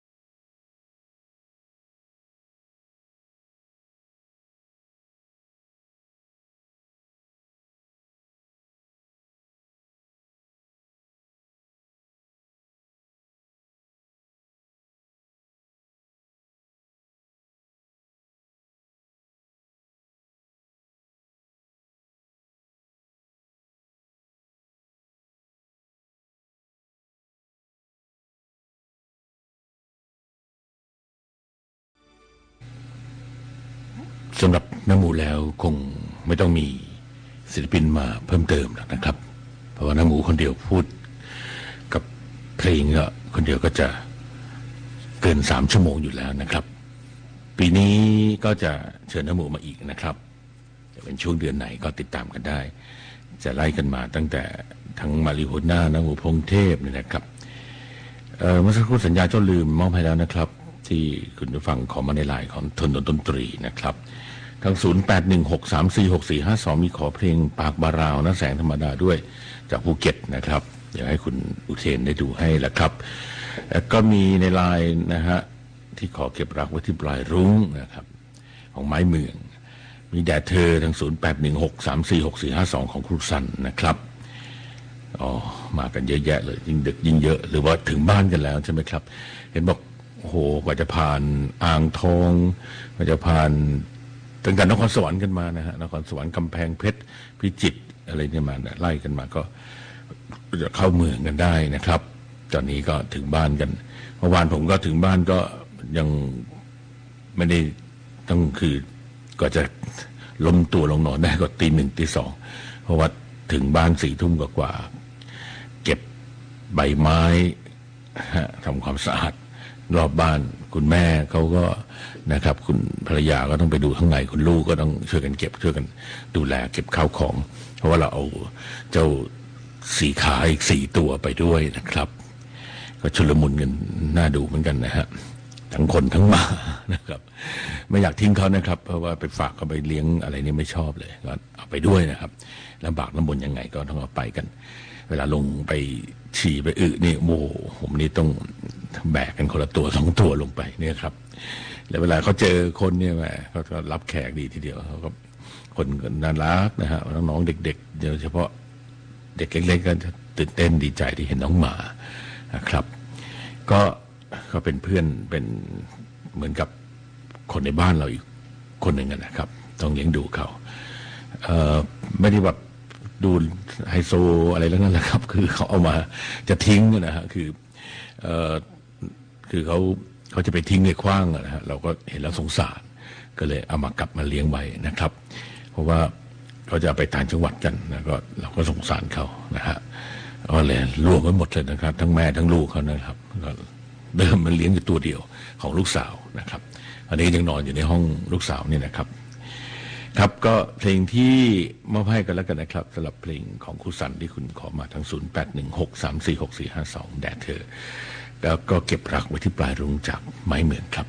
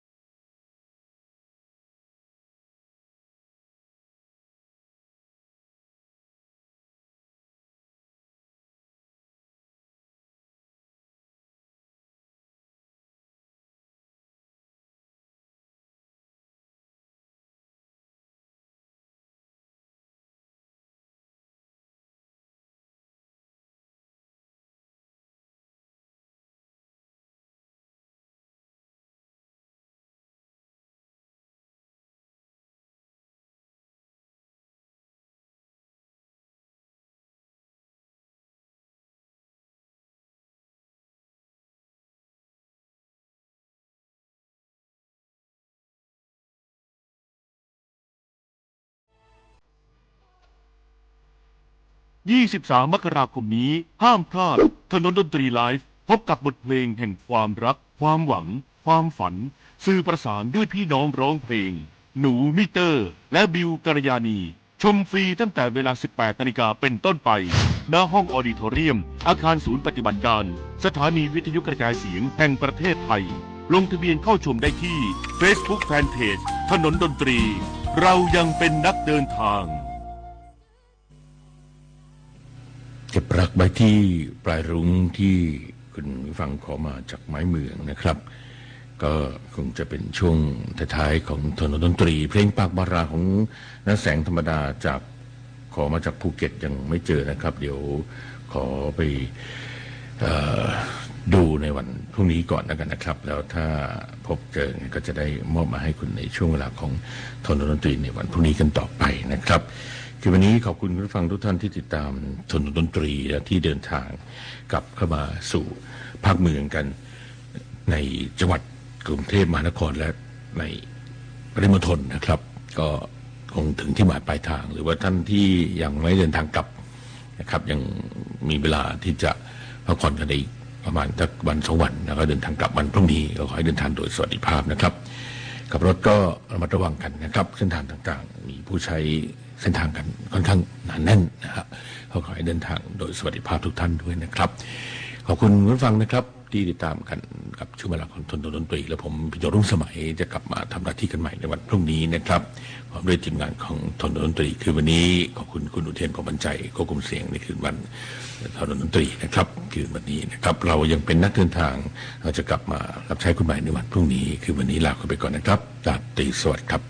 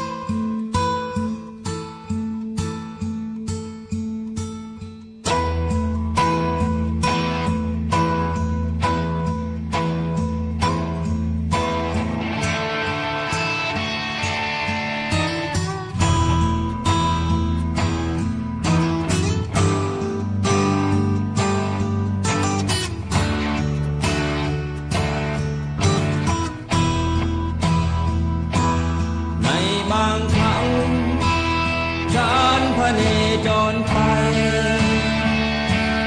ในบางครั้งเธออาจมองเห็นฉันบอกให้ร้องเล่นเพลง